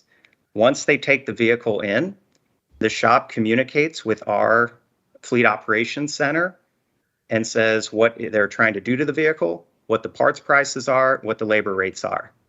As long as those are in line with the rates and the books that describe the length of time that it takes to make repairs, then we approve that. And basically, we pay the vendor, the end vendor, whoever that is, whoever the city chooses to use, and all of the information on what was done and the costs are then uploaded into our web portal. We use that information along with depreciation and other costs to help our various entities determine how long should you run this vehicle for, and what are the opportunities for replacement, and what would the net impact be to you from a total cost of ownership standpoint. Does that answer your question on the flexibility of where they can go and how that program works? One question. And furthermore, I guess does it rather than the dealer association for for the counselors, does that answer your questions about how that program works? What happens if they don't? If you take it in and somebody checks it out and they get a hold of your people and say it was supposed, you people decide it was going to cost $1,800 to fix it, but the mechanic shop you take it to wants $2,600. What happens then? Does the city come up with the rest of the money for that difference? No, and I guess there could be, I don't know what circumstances that would be, so please understand that could be a variety of different things. What we're looking for, our goal is to create long-lasting business partnerships. And by the way, we have a robust rental operation in Atlantic Canada that has operated for many years. So a lot of the dealerships that are actually on PEI are probably very familiar with Enterprise. All that being said, when a vehicle goes into the shop, our goal is not to prevent somebody from operating a successful business. Our goal is to make sure the right repairs are done and that the rates and hours that are being charged for parts and labor are in line with the market. So if $2,600 in that example is what is in line with the market and the repair needs to be done, our recommendation is going to be get it done. If that is going to prevent additional larger repairs from happening, then we would authorize that. On the fixed and budgeted program, if it is on the program, the $10 a month is for vehicles that haven't yet transitioned through, they're not enterprise vehicles, they're already owned by the city, but we're still helping capture and ensure that the right maintenance is being done on those vehicles and that you're not overspending. So if that was the same $2,600 scenario there, and it was apparent that wherever you all chose to take it to, what they were charging was above and beyond what we thought was an in line with Atlantic Canada, or PEI in particular, we might recommend moving it to a different facility. Let's say they took it to, there was another facility half a kilometer down the road, or a dealership half a kilometer down the road that could probably take another look at it. We might recommend doing that. We don't want to authorize spending that kind of money without someone internally at Charlottetown approving that. And there's various thresholds that have already been established with Charlottetown for your owned units that beyond a certain dollar amount, your people will get a phone call from our people saying what we'd recommend. At the end of the day, if they want to keep it there, they can keep it there and get the repair done.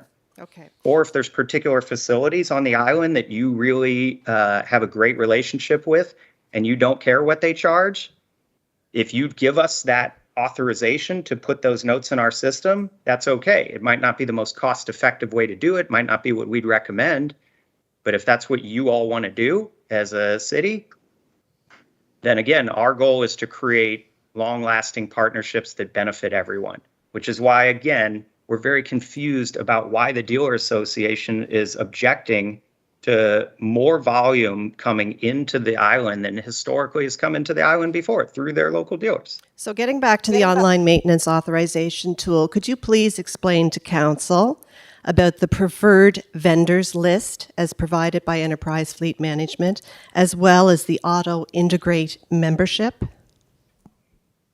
Sure. So Auto Integrate is an industry-wide standard that's an electronic platform that allows dealerships and local shops to communicate electronically.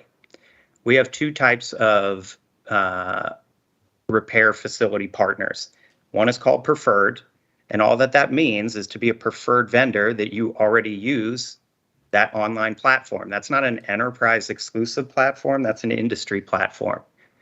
If you do, the reason it's preferred is a combination of they already know how to use that electronic platform, and they also have done a certain number of services annually on any enterprise vehicle so that they're familiar with the program. The goal is to get the right repairs done for the right costs while also expediting the process so that vehicles don't have downtime. And how many dealerships on Prince Edward Island have membership in Auto Integrate? I don't know the answer to that. How can you say that the vehicles will be serviced through Island dealerships? I said that they would be serviced through the various partners that we have, which include Island. That's up to the city to determine where they take the vehicle. We can add If a dealership would like to be on the program, we're not preventing anybody from joining our program. But there's a cost to that. Through Auto Integrate, there may be a cost to that. That's not something that Enterprise charges for. And the benefit to the dealerships, if they chose to partner with Auto Integrate, is they now may have the ability to service other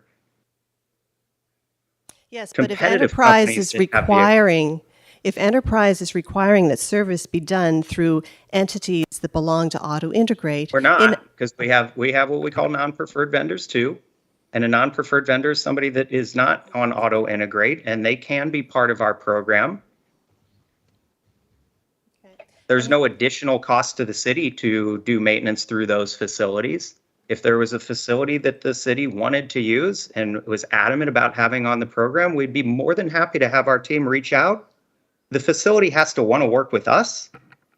So for the most part, we find that there's no downside to working with us. The only time that we occasionally see pushback is if it's a very small location that doesn't want any oversight, or quite frankly, if somebody tends to have higher labor or parts prices than their competitors, and they don't want to charge more reasonable rates.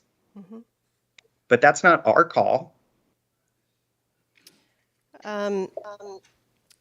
So we have a number of questions actually for City Council as well, but let me see here if we have any others for Enterprise directly.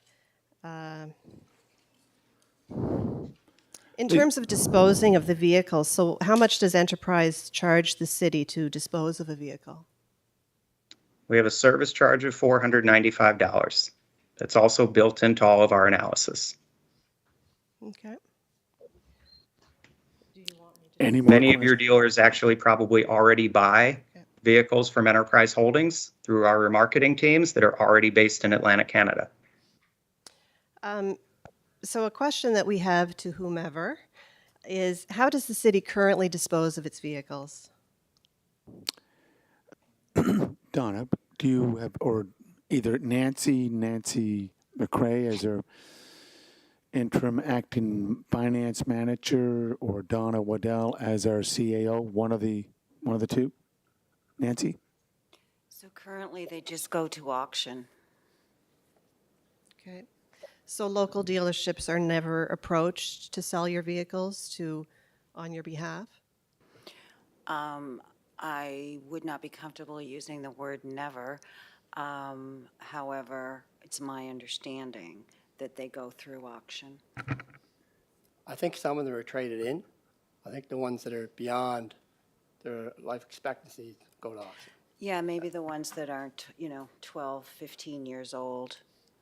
That's a good point. They probably are traded in, but again, we'd have to check with Public Works on that. So, the dealerships deal with vehicles on a daily basis, and I guess I would like to refer to them as experts in the automotive industry. And, the fact that the city doesn't approach local dealerships to sell their vehicles, to me, that's a real concern. So in terms of the tendering process, is the city expected to collect a minimum number of quotes each time something over a certain dollar figure is tendered?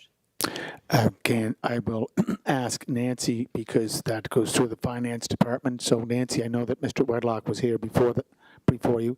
Can you give us some information to lighten this?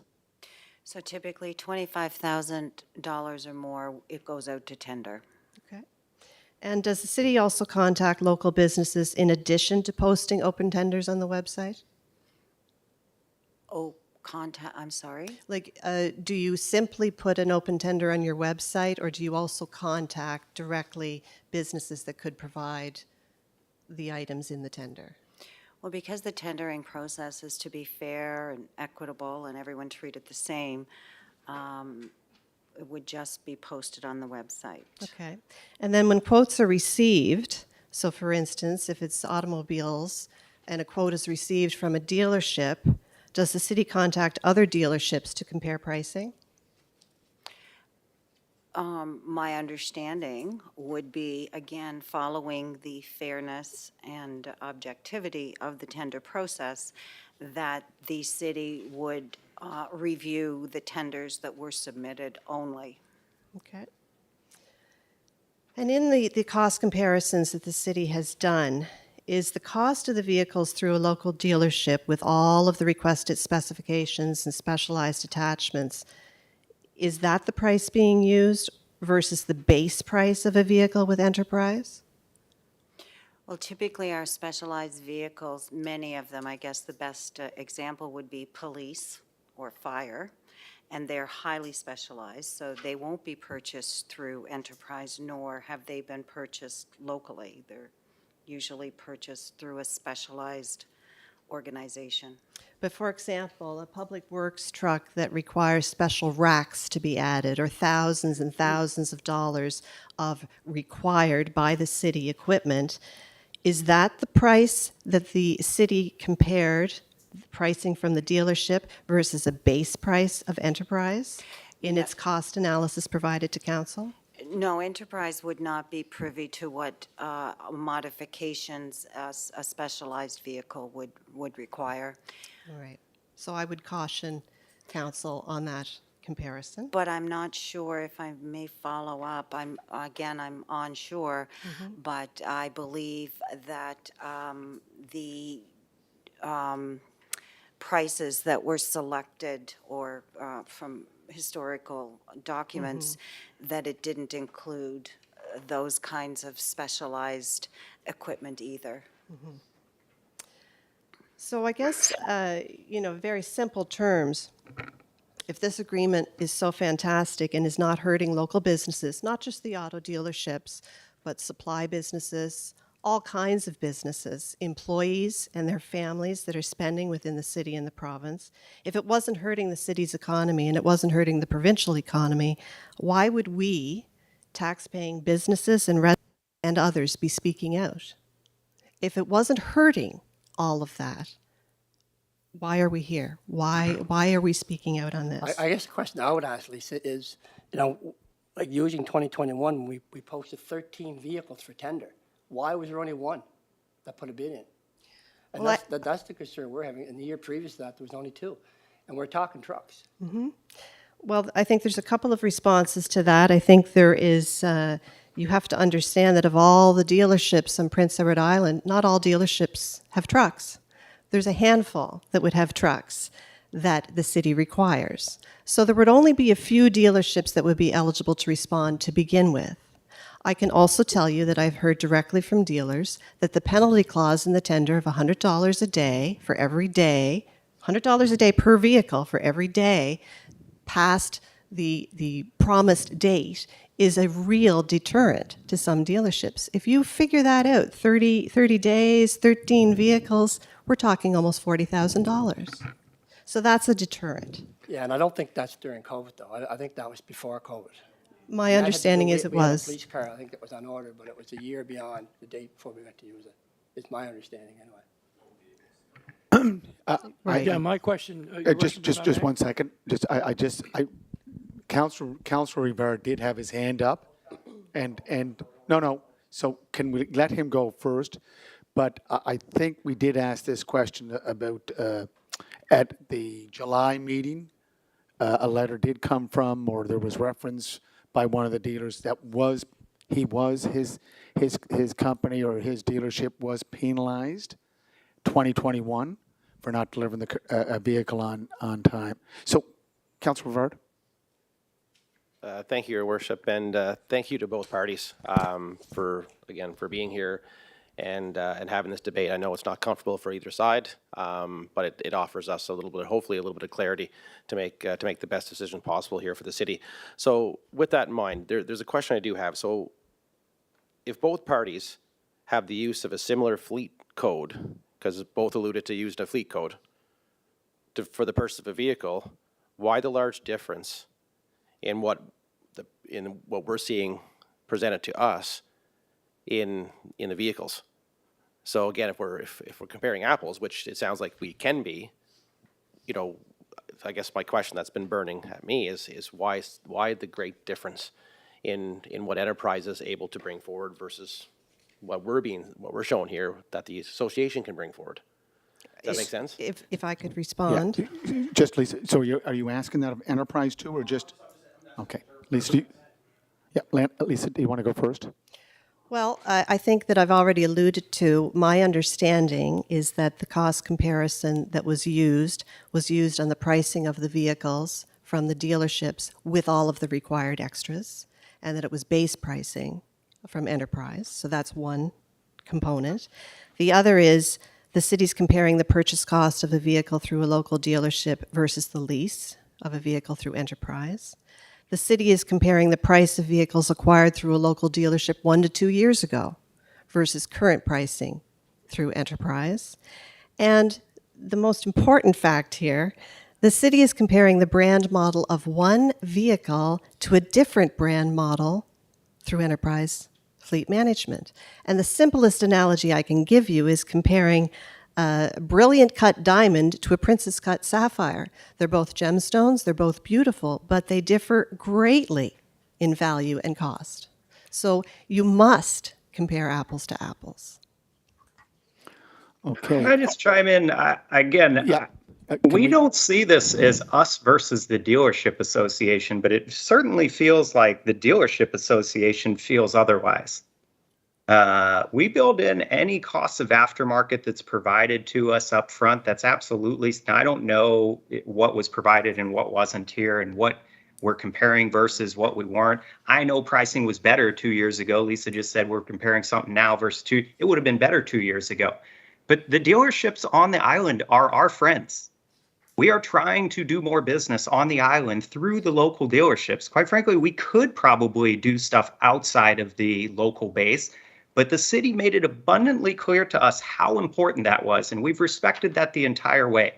So when I opened by saying we're just confused as to why the dealership association is so anti-enterprise, I can appreciate the gentleman from Volkswagen on the call. Volkswagen doesn't make a truck. They don't make cargo vans. So for a lot of the vehicles we're talking about, we're not anti-Volkswagen. If we have that type of vehicle that's in play, we compare all the different manufacturers and make a recommendation based off of total cost of ownership.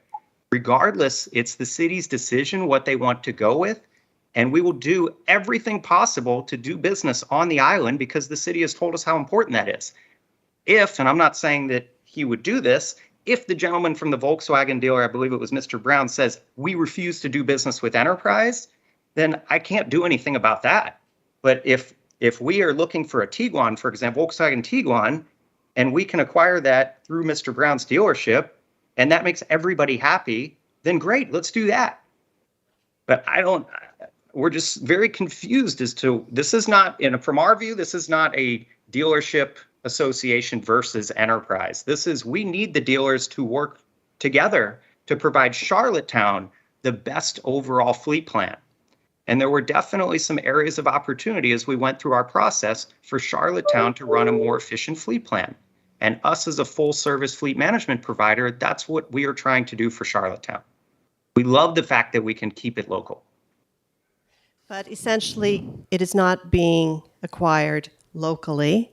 And the issue that we have is that the city is paying. When the vehicle is paid for, we pay the local dealers, correct? When the vehicle comes in, it comes through a local dealer, correct? It's ordered by a local dealer, correct? The dealer sets the markup, correct? No. How is that false? Because you're doing it factory direct. Through your local dealers. So We Enterprise. can't do it any other way. Okay, so Enterprise is doing this. It's not an inventory item sitting on a dealer lot, which I think you could admit right now would be very difficult to find the quantity of vehicles spec'd out the way Charlottetown expected based on we're not the enemy of the dealer association. We are working to create the best fleet plan for Charlottetown with the help of your local dealers that we need to use to be able to place these orders, all in the best interest of Charlottetown. And the fact that we get to keep it local with the dealers benefits them too, especially when there's more volume coming through the dealers because we've identified a better cycling period for the city as part, not all, but a big component of our plan.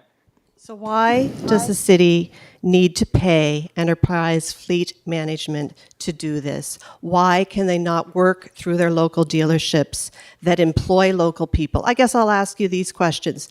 How many people does Enterprise Fleet Management employ on Prince Edward Island? How much property taxes did Enterprise Fleet Management pay to the province and to the city last year. How much money did Enterprise Fleet Management give to charities, churches, hospitals, sports teams, and so on? I guess that is where our issue is. It's buy I local, can answer those support questions local. for you, but our Atlantic Canada operation encompasses a couple of other areas too, and I don't have it broken down that way, but it encompasses Prince Edward Island, New Brunswick, Nova Scotia, Labrador, and Newfoundland. I have economic data from right before the pandemic. I don't have the updated version. Prior to that, we employed 590 people in Atlantic Canada. We purchased $273 million of vehicles in Atlantic Canada. We gave $551,599 to charitable causes in Atlantic Canada. Those are real numbers that we are doing in Atlantic Canada. Now, unfortunately, I don't have the deep breakdown on PEI, but we have operations on PEI, and that's a component of that.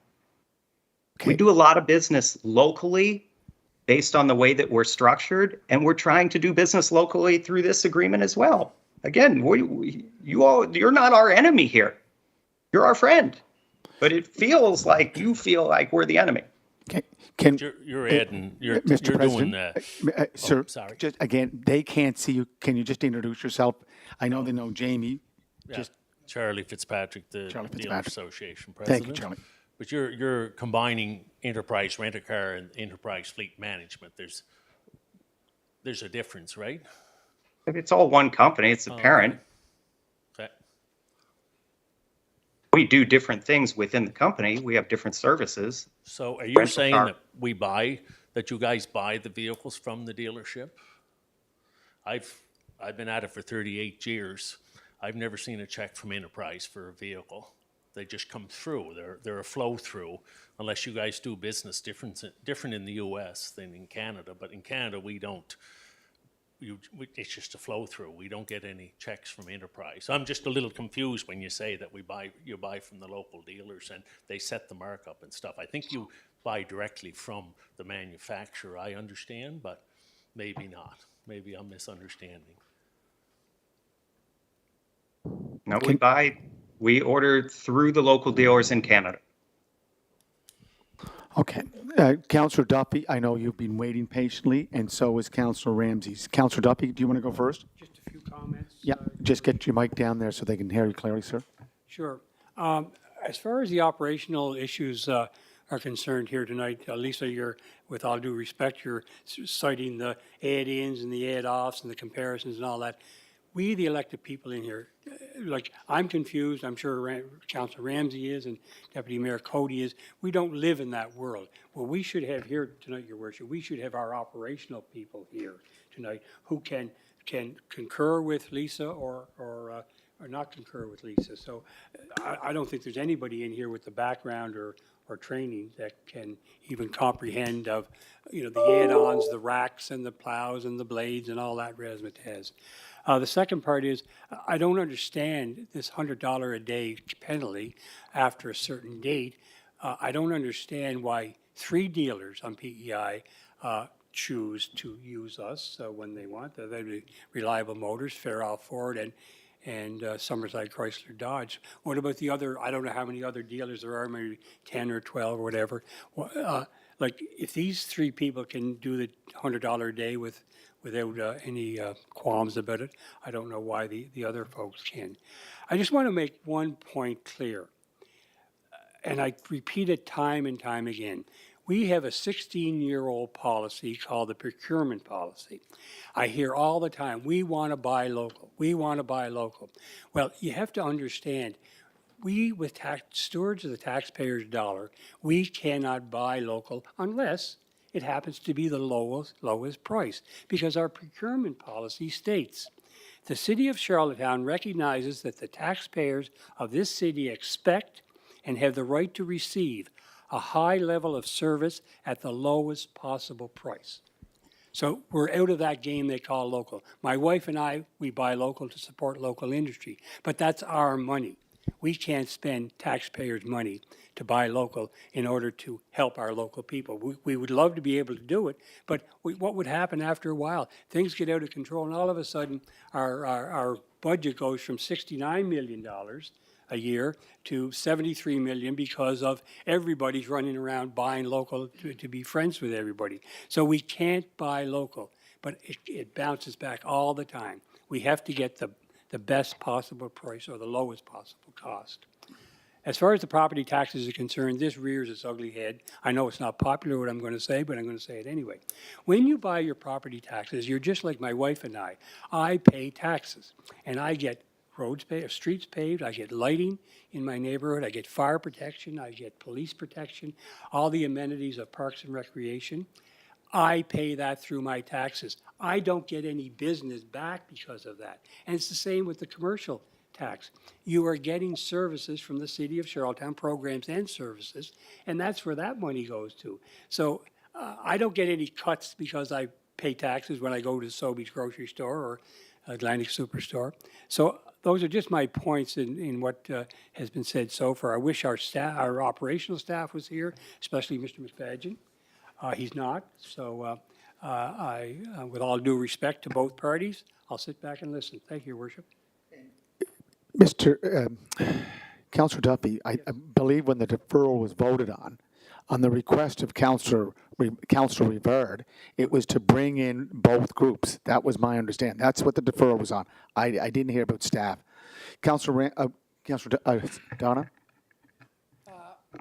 Mr. Wedlock is no longer with us, as you know, and Mr. McFadgen, unfortunately, was just recovering from an illness and had to go home early today. Okay. Councillor Ramsey. Thank you very much. And everyone in this council buys local. They don't go off island to buy their vehicles or anything. I've been buying from Reliable for 40-some years.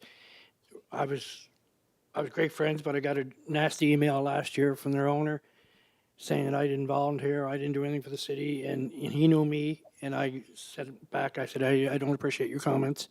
But then again, that's water underneath the bridge, and he apologized for that.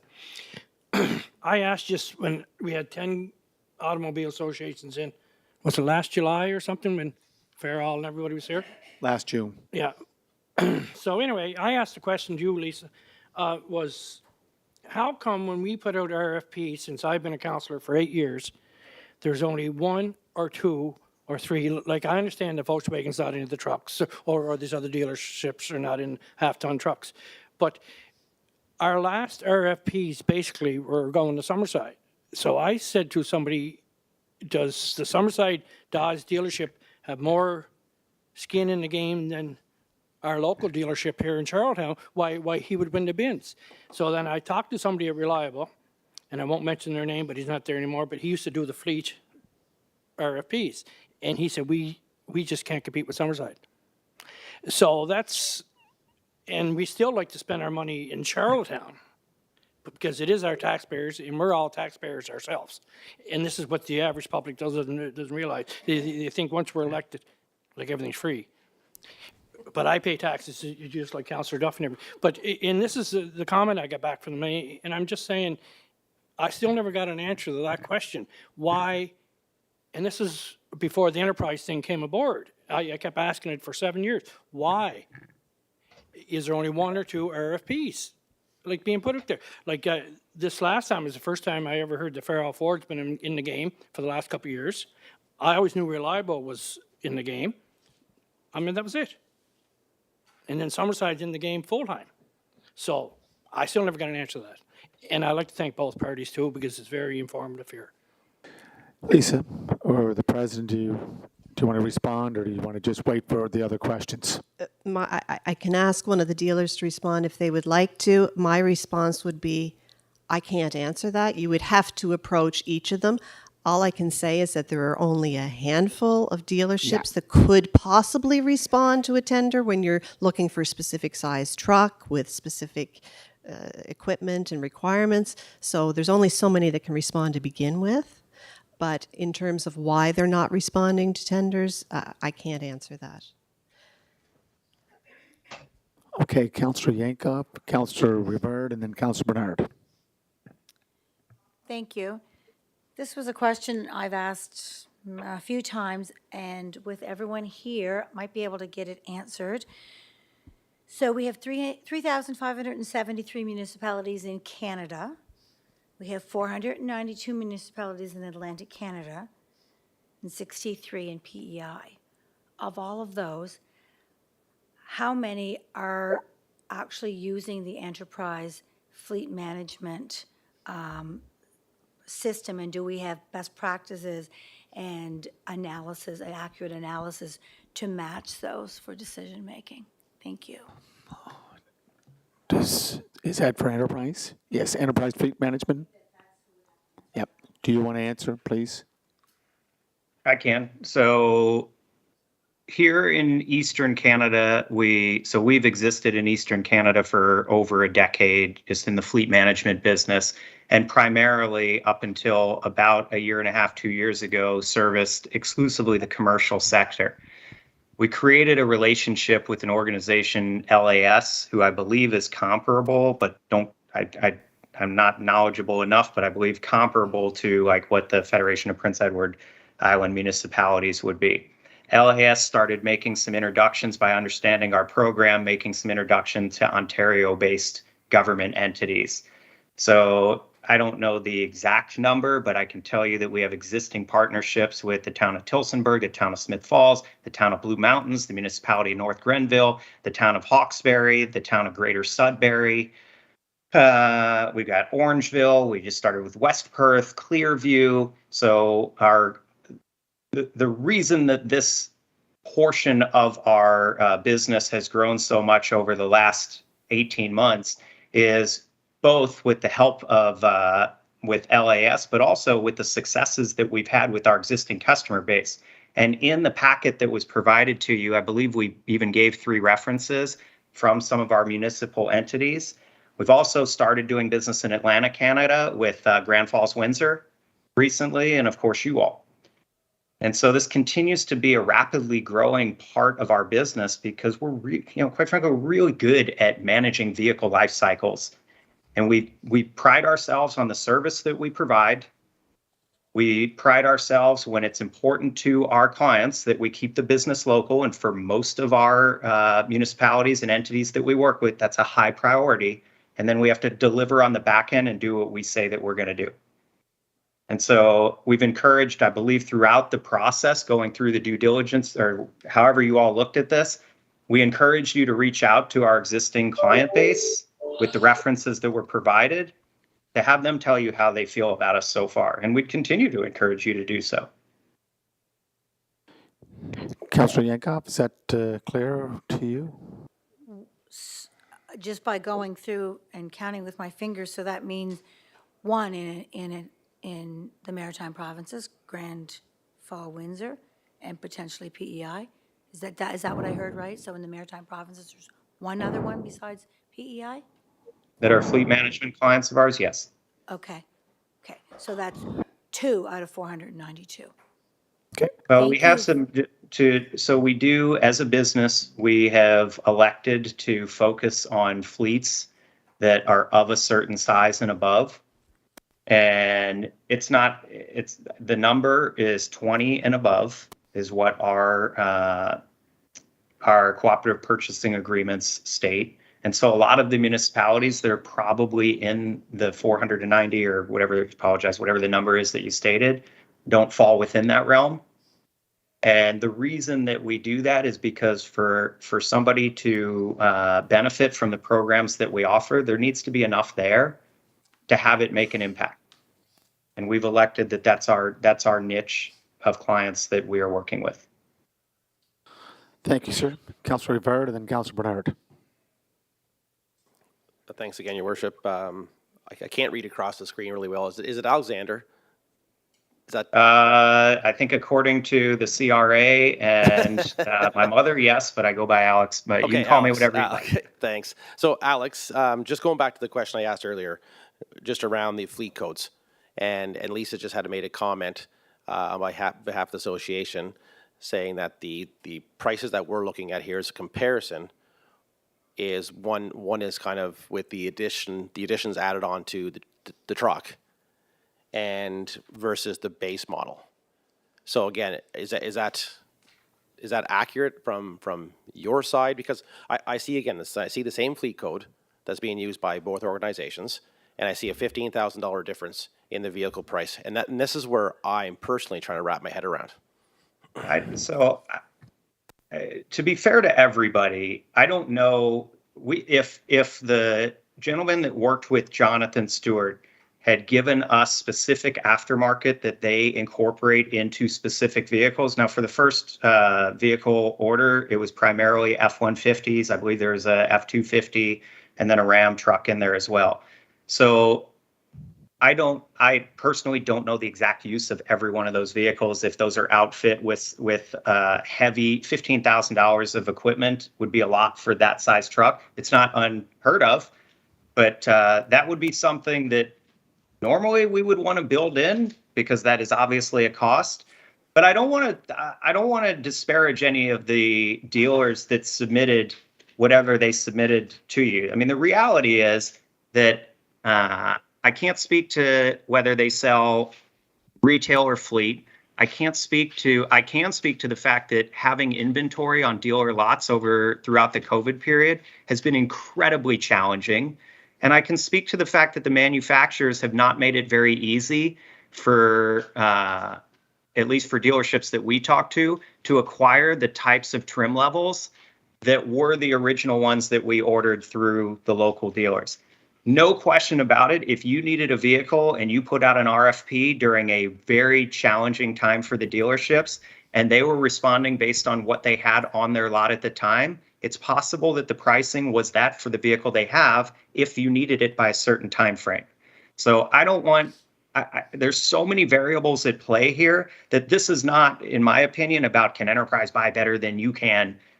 We're looking to manage the whole life cycle of the fleet. The acquisition is a component of that. We have plenty of clients who most of the clients that we work with, our recommendation is to order directly through the dealers to spec, that then place the order with the manufacturer with your applicable fin and fan code so that you can get exactly what you need without paying for any extra bells and whistles. That doesn't negate the fact you still need to manage the life cycle. That just helps make sure that you get the right piece of equipment. But I want to make it really clear that if you asked for a vehicle delivered by a certain point, that probably does limit the number of dealers that would respond. It also could be the type of vehicle that you asked for.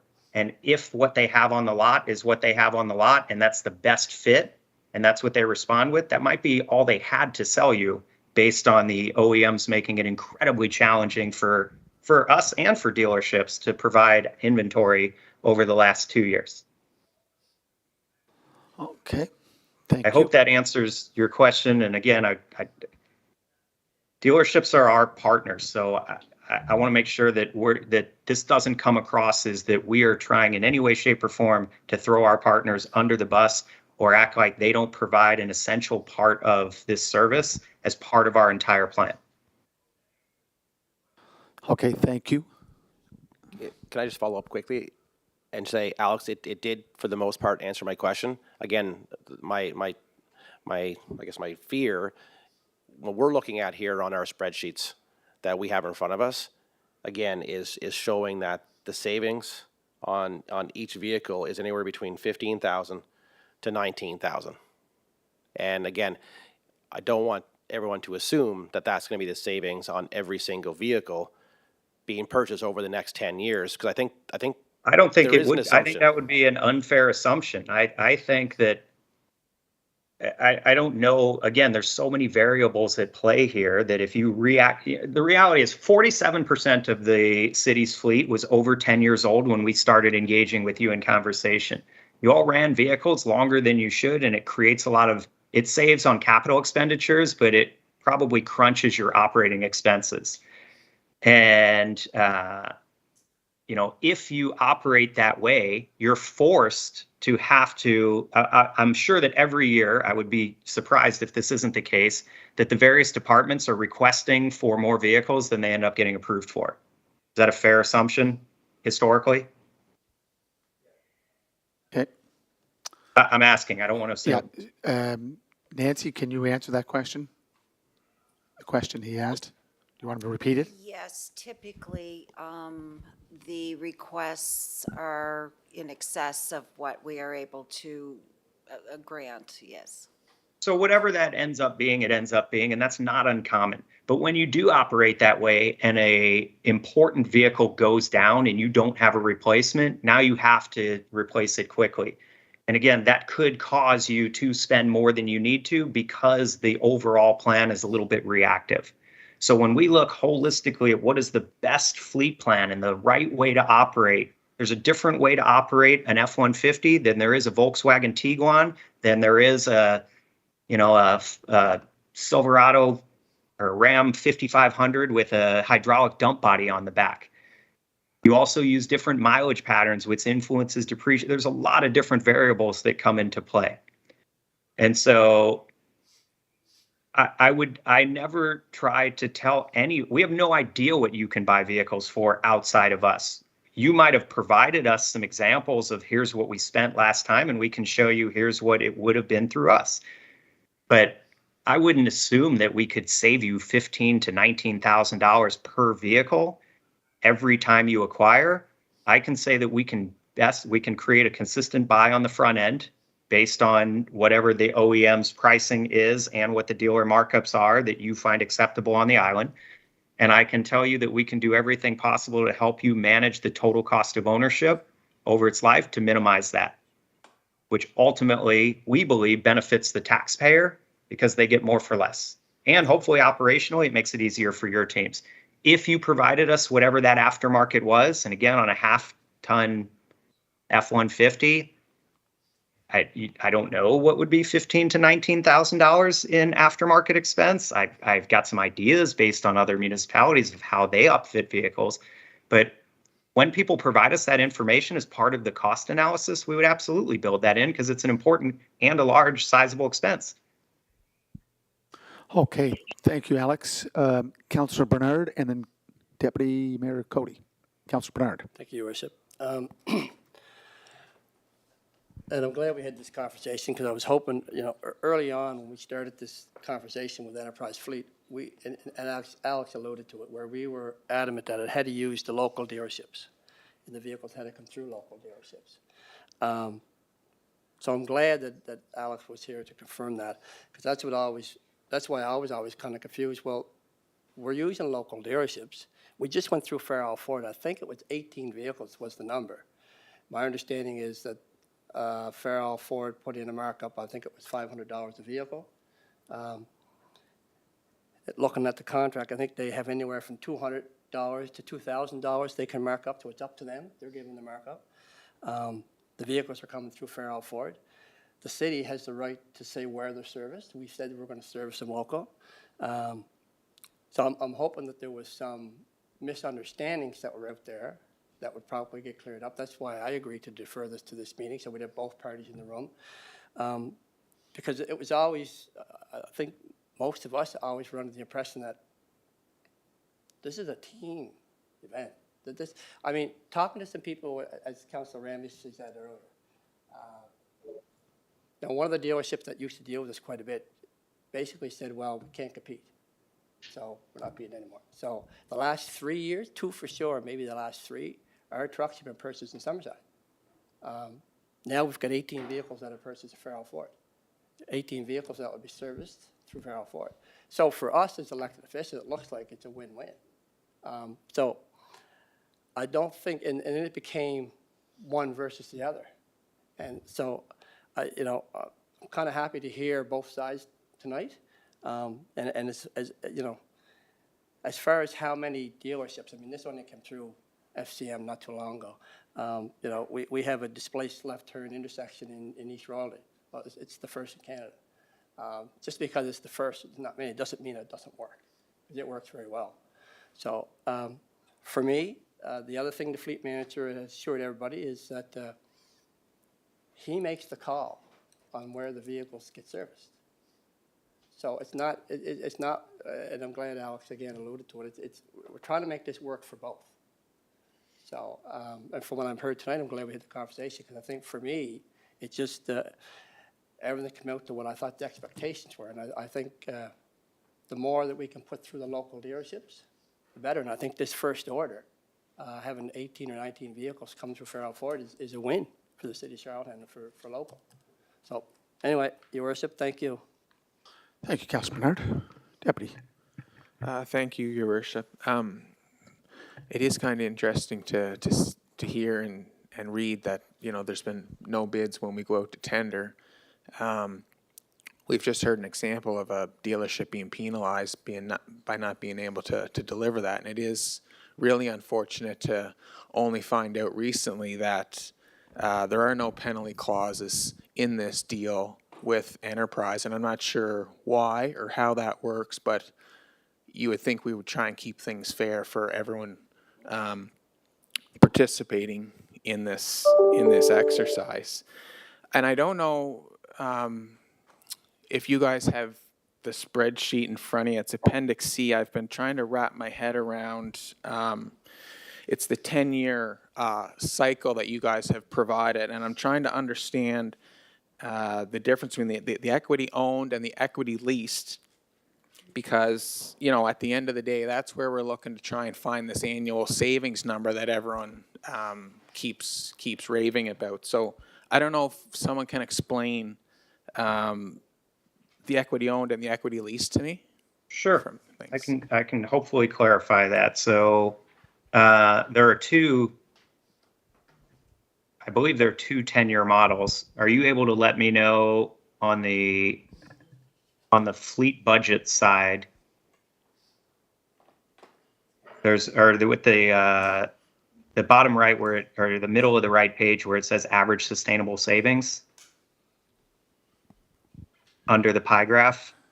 No, I don't have a pie graph. It's Appendix C. I have the 10-year model. So the owned equity, what that's saying is, hey, today we are looking at replacement of X number of vehicles, and we took your entire fleet and we put values on those based on market conditions. So age, kilometers, market conditions. Here's what those vehicles are worth today, and presumably we would be selling those on your behalf and crediting you the proceeds for that. So as we look at the overall cost model for year one, if there's a bunch of vehicles being sold, that comes out of the net cost of operating the fleet. And then obviously you're replacing those. So there's lease payments not replacing, but you're getting new vehicles while replacing the existing ones. So the equity in the owned fleet, those are your existing vehicles. Now, if you allow those to be sold by us, we do charge the $495 service charge, but then the proceeds from that go back. So if they end up selling, we try to be very conservative when we start a partnership. And most of these vehicles, quite frankly, are over 12 years old with pretty high kilometers. So we're being conservative in our values on those. But whatever they sell for, less the $495, assuming you don't ask us to move them to a different province because it warrants the cost and you're going to net out better, that money goes back to you. So if we sold them if we estimated 168,000 here and we sold them for 268,000, that's still your money.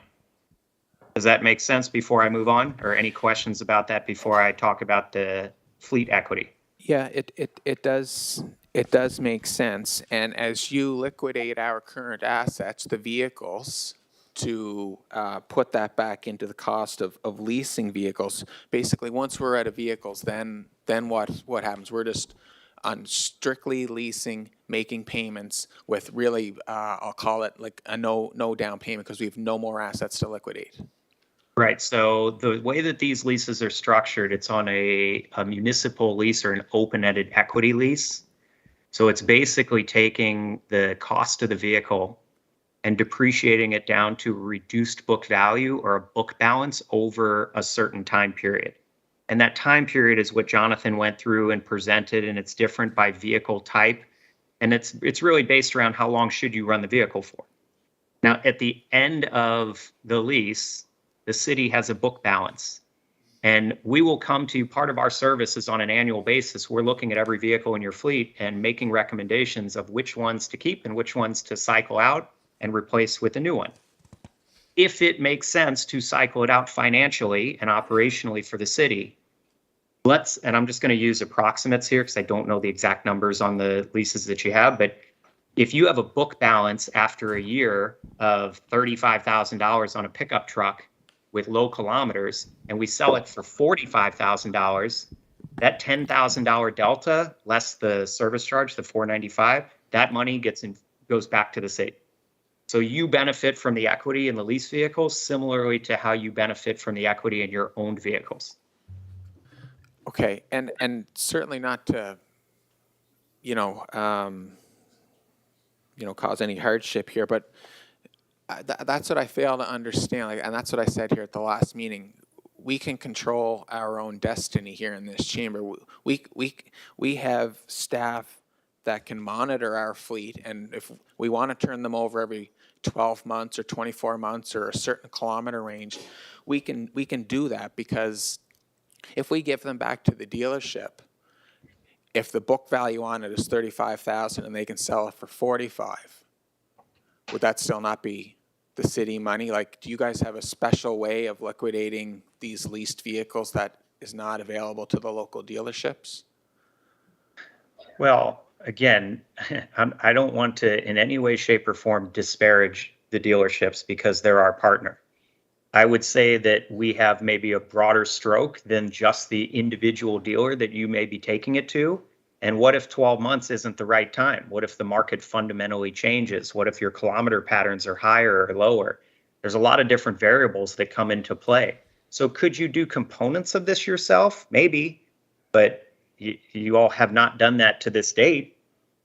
And this is our core competency. This is what we do every day, both for our own fleet of vehicles that is part of the enterprise holdings on the rental side of the business, and for our fleet management clients. So I think we have probably a broader brushstroke than you do. It is what we do every day, our core competency, and we do it incredibly well for our clients. Our contract, our master agreement, just so you know, ties it says that we have the right to do business together. What it does not say is that you have to do business through enterprise. And I think our belief there is that we have to perform for our clients so that they want to continue to do business with us. So we need to be able to provide the value that we talk about and sell to you as we go through this process together. So we believe that if we do those things really well, our clients will want to continue to do business with us because we treat them well, we do what we say we're going to do, and we perform at a high level. I'll give you an example of a scenario that just happened earlier today. In fact, it was one of Ryan's clients, and I can't give you all the specifics because it's a private entity, but we were just working on, they had a handful of 2018 Colorado 4x2 pickup trucks. They ran them for almost 4 years. And we recommended that they hold them based on mileage patterns a little bit longer than originally anticipated. Well, 4 years later, approximately 4 years later, we actually just sold those vehicles for them for almost $1,000 a piece, more than they paid for them when they bought them 4 years ago through us. So I do not in any way, shape, or form want to tell you that we can create appreciating assets on vehicles for the city of Charlottetown on a recurring basis. But based on market conditions and what we do best, we were able to do that and keep the overall cost of ownership pretty darn solid in this particular case. Communicate that to the client and make recommendations of what they should do going forward as well to continue to minimize costs. Okay, and I can appreciate that, but I would like to say, the local dealerships here, that's what they do every day. Also, that's how they made their living. That's how they employ people that live and work in the city. So I understand that's your business, and I'm sure you guys do a great job, but the dealership association here, the local dealers, that's what they do every day, and they do a great job also.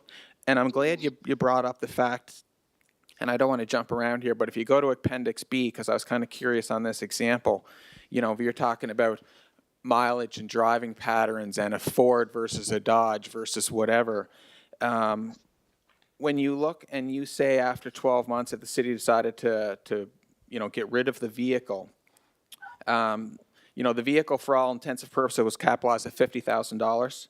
Book value 12 months later is say 41 for argument's sake. and I know it's an example, but you're looking that there's equity when it's all said and done for the city of Charlottetown for $4,600. And I just don't know how you can do that when we just talked about driving patterns and mileage and wear and tear in the vehicle. Like, and I know you don't have a crystal ball and you can't say, what every vehicle is going to be worth, but it's really, I don't want to say, it's hard to understand how you can give a such favorable example when we don't know all the particulars in terms of mileage. Like after 12 months, there could be 12,000 kilometers on it, or it could be a vehicle that goes every day and there's 30,000. So the equity to the city may not be what it is in the example that you provided. Can I ask, one, I don't have the appendixes. I don't have whatever you are looking at, so I apologize. When you say Appendix B, Appendix C, but how would you manage that today without us? How would we manage liquidating that vehicle? Based on what you just described, the kilometer patterns and evaluating whether or not, the previous plan has demonstrated that holding vehicles for a pretty long time is what the city of Charlottetown has always done, and that's okay. I don't want to create any sort of combative scenario here. I'm just asking, how would you evaluate that without us? Well, and in fairness, that's what we've always done, but that doesn't make it right. All I'm saying here is now that we have this information, I've said it last meeting, and I'm not trying to put down the firm, but all council has to do is pass a resolution and say every 12 or 24 months, every 20 or 30 or 40,000 kilometers, we're turning those vehicles over. We can control that. We have people on staff in-house that we can create a spreadsheet. That's not very difficult. No disrespect to your organization, but I think we can control our own destiny, and that's what I'm saying. So, we have local dealerships here. All we got to do is pick up the phone and say, hey, I got a 2021 Dodge Ram with 25,000 clicks on it. What's it worth today? We could probably get an answer back in a few minutes, to be honest. You might be able to. Again, this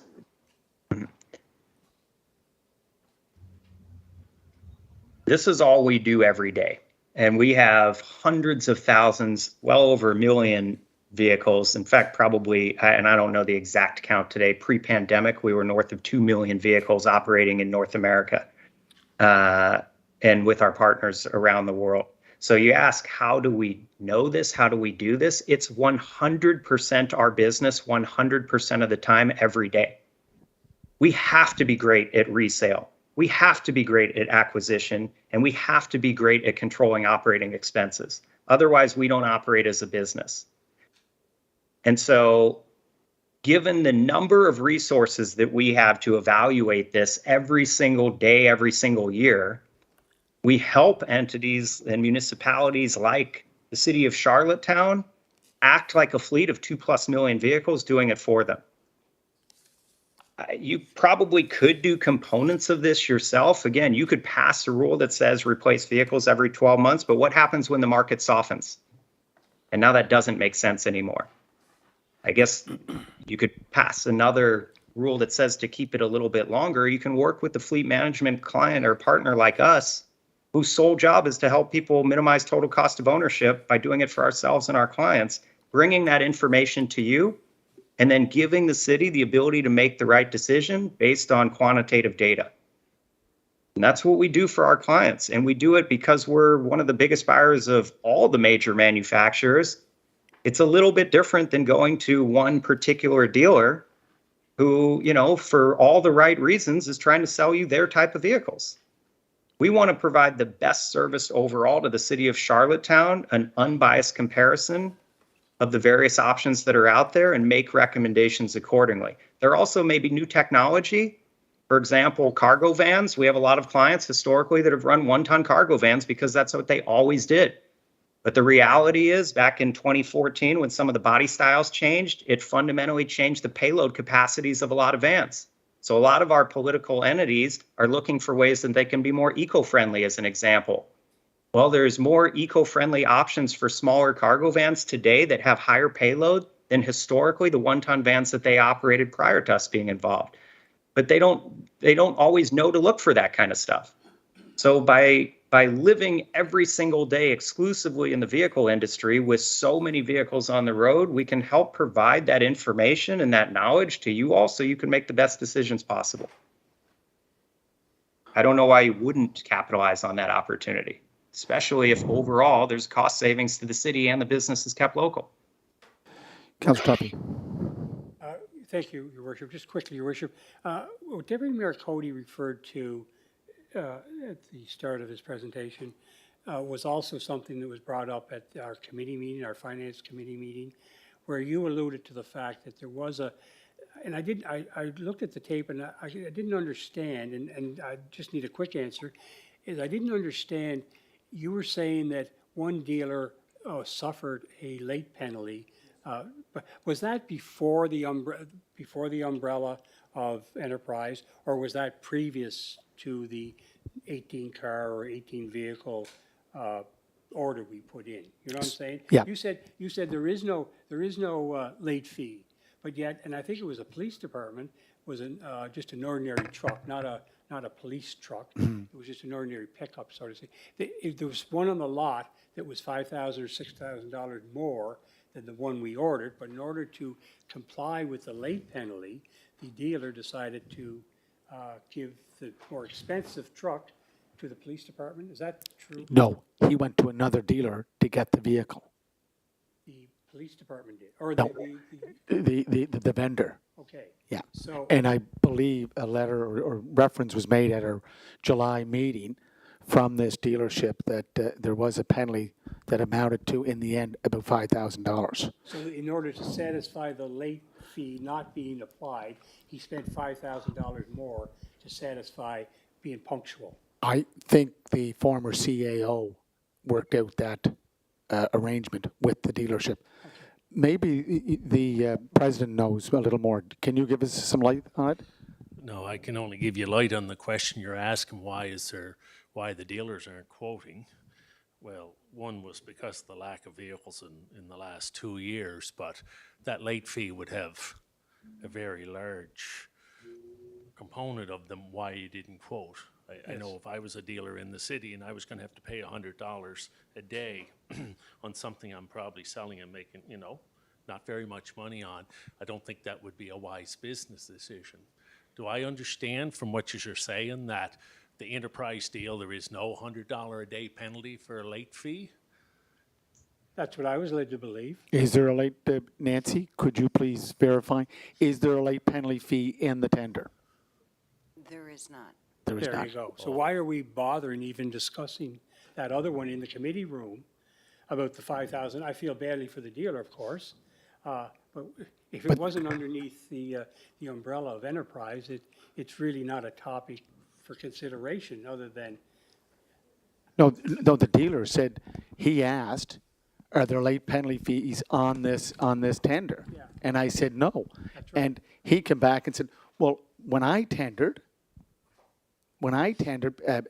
last year, Yeah. I couldn't deliver the vehicle on time because I couldn't get it due to supply chain issues. Your Worship, that was last year. Yeah, but We entered into a new world. yes, but his question was, if there were late penalty fees in previous tenders, why wouldn't we not have them in this tender? It's just a brand new contract with a new group. I don't think he saw it that way. Did you want to add something? No, we're wondering, my question be from the dealer association point of view, why would you have late penalties before and then wonder why aren't the dealers, there's 22 dealers on PEI, why aren't more than 2 of them quoting? Well, the reason for that is the late penalties, and then you enter into an agreement with fleet management, no late Yeah. charges. We're all good with that. So why has that changed? Why it doesn't matter anymore whether the vehicles are 6 months late coming, but it mattered 2 years ago or 6 months ago or a year ago. That's my point Well, of I view. think circumstances already also changed with the COVID. A lot of parking lots were very scarce, so it'd be pretty unfair for one circumstance to be prevalent when the order is placed, and then have kind of the feed line dry up, and the poor dealer has no vehicles to satisfy the contract. But COVID, we hope, is not going to last forever. The new the new program with Enterprise Fleet Management, no more late fees. But you people should be happy with that. Why? Why? Because they didn't, they, You may get dinged for a late fee. There's no late fees with, Well, that's what I'm saying. You No. should be happy. what? No, there's no late fees with pass-through cost. It wouldn't matter when it gets here. Once again, we're back to the terminology that. Well, no, but there's no, you're missing the point. You can't have late fees. for when you one dealt with tender. the dealers, and all of a sudden now you have no late fees. That's what I'm saying. You're saying it's a new world, but everybody's got to be, you got to, when you're, pardon? Kevin, Councillor, yeah, just let him answer. I think we're getting a little confused here. Councillor Duffy, I think that's kind of the point. The vehicles that were purchased through Farrell Ford, have they arrived yet? Are they even being built yet? And when do we expect them? Because if we had to order them through ABC dealership, we would say we want them August 17th. If they're not here August 17th, you owe us $100 per vehicle. That's not the case here. The vehicles that were ordered through Farrell Ford or through the factory, are they here yet? And when do we expect them? And when did we think that we were even going to get them? Vehicles that were ordered are scheduled for production through the manufacturer. I would say that both Enterprise or the dealers that you work with are relying on the manufacturer and some of the constraints that are out there to do the best that, in this case, Ford and Ram can do to produce the vehicles in a timely fashion. The lead times are substantial. There are global parts delays. There are all kinds of challenges, and we've conveyed that to our contacts. And I'm sure any dealership would do the same if you were ordering it through the dealership to spec. And that's my point. I know it's hard for you guys to get vehicles. Same, it's hard to get the local dealers to get vehicles. But if we're going to penalize the local dealers because they can't get vehicles, they're not going to provide a bid to us. If we have a proactive plan today, again, going back to your plan today, it was run vehicles as long as possible to minimize capital purchases, and then based on what you can fund, get a vehicle, and now I need it by a certain date. If we're proactive with a fleet plan, is it as reliant on the exact delivery date? Because I don't think anybody, until the vehicle is grounded at the dealership and they can PDI it and get it ready to go, or upfit it if it needs to go to a third-party aftermarket vendor, I don't think anybody can give you an exact date until that vehicle is grounded in PEI at a local dealer that can then say, hey, we need to get it ready to go, doing the pre-delivery inspection. And then again, if it needs additional upfit, now you have another third-party vendor involved that has all the components of their business that we've got to navigate. So we give windows based on what the manufacturers are currently telling us. But I do think that anybody that you do business with, based on all of the challenges in this particular industry, would be giving you, I don't know how they could tell you the exact date that something's going to deliver, because the industry is not conducive to that during these times. Just one second. Again, Alex, what we're trying to do is compare apples to apples. And that is exactly what the president of the Automobile Dealers Association said. Last year, we did go to tender for a vehicle that did come late. And in the end, the dealer, a local dealer, paid a $5,000 fine. In this tender, there are no late penalty fees. Deputy. No, that's exactly it. So when did we order these vehicles through you guys that came through Farrell Ford? When was the order placed? John, I don't know if you know the exact answer to that. I believe December-ish, late November, early December. Okay, so let's just say for fun, we'll give the benefit of it, we'll say December. We're in July. Did you say they're in production now or going to production? Ford has let us know that they are scheduled for production. That means that they have allocated the resources to build those vehicles. Okay, so we ordered them in December. Some of them, there's a couple that haven't been. All the F-150s have. There's an F-250 that has not yet been scheduled for production, and then the Ram has not yet been scheduled for production. Okay, so we ordered them in December. They're not even built yet, and I have no idea how long it takes to build a truck. But thinking it's going to take a little while. And before it gets to PEI, go through Farrell Ford dealership and do what they got to do, PDI, gas, and everything else that they got to do. Like, we would never accept putting out an RFP in December and say, give us the vehicle in, I don't even know when these vehicles are going to show up. If we're at the end of July right now, they're not even built. We would never accept that as a council, let's be honest. But for some reason here now, there's no late fees attached to that last purchase. You're penalizing one group, and it's not right. Thank you, Your Worship. Councillor Bernard. You know, let's be realistic. Correct me if I'm wrong, but there's been one vehicle that got late fee charges. Is that correct, Charlie? Is that it's just the one you know of? Because the only one I've heard of. Okay, well. It's not, you're missing the point. It's the fact, When- the rules are changing. Yep. I don't know anything about a late fee. Let me finish. I did notice the gentleman, Yeah. Alex, said that Ford had let them know that it was scheduled. It wasn't the dealer. Yeah. Just make the point So- that they are coming from the factory. And that's right. The point is, you might not have those vehicles for a year. Yeah. If you had put the tender out, for an example, if you had put the tender out on those vehicles and you went to a Dodge, say Reliable Motors or whatever, you would have those vehicles by now because Dodge is producing vehicles. I've canceled 60 trucks in the last 3 months because I've got too many coming, and they're building them like crazy and they're shipping them like crazy. But that's just one individual company that's doing that. Yeah. Not all the companies. I Yeah. know they're Right. scarce, but So what I do know is that there was one vehicle, a police vehicle, and it was a year beyond the due date. And I think that's the one that we're talking about, the negotiated penalty. That was a police vehicle. But everybody knows for the last couple of years, it's been supply chain issues. We have a truck right now at a dealership since October, waiting for a part. And that's unheard of too. I mean, it's been 6 months, 7 months waiting for a part to come in. That truck is only a year and a half old. So, you know, when you put an order out during COVID, you know there's going to be supply chain issues. It's probably not going to be a penalty. And I don't think the city is out to penalize people. But I think in this particular case, when they were looking for the police car and they kept getting different dates, then at some point, we either got to cut bait and go for another one, or they implemented that penalty. But I think for the most part, we're not able to penalize. And most part, the dealers have been very good. You know, sometimes, yeah, you can expect delays, and that's going to happen. But for the most part, I don't think it's worth a 20-minute, half-hour conversation over we're going to penalize one party and not penalize the other. no, but you changed the rules. Because of COVID.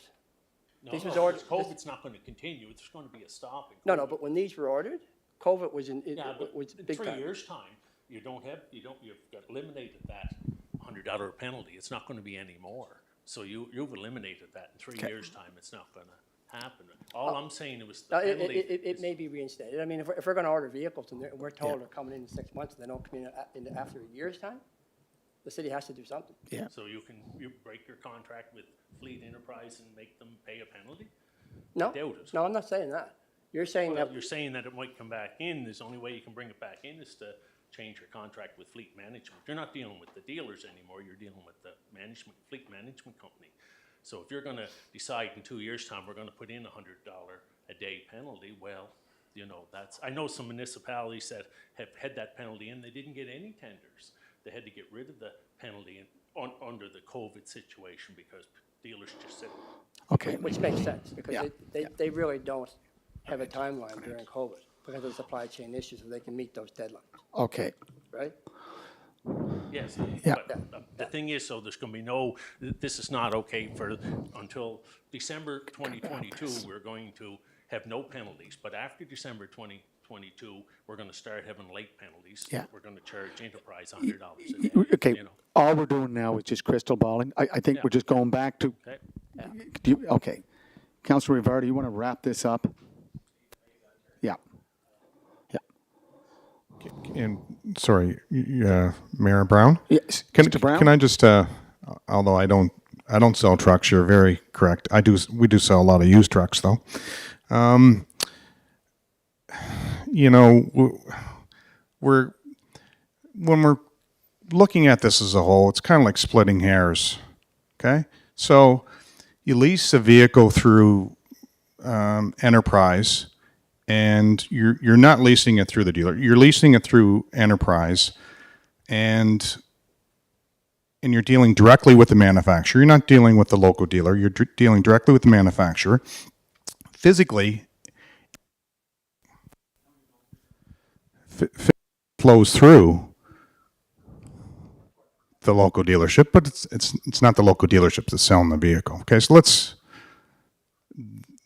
the, there's confusion here. It's not the local dealership that's selling the vehicle.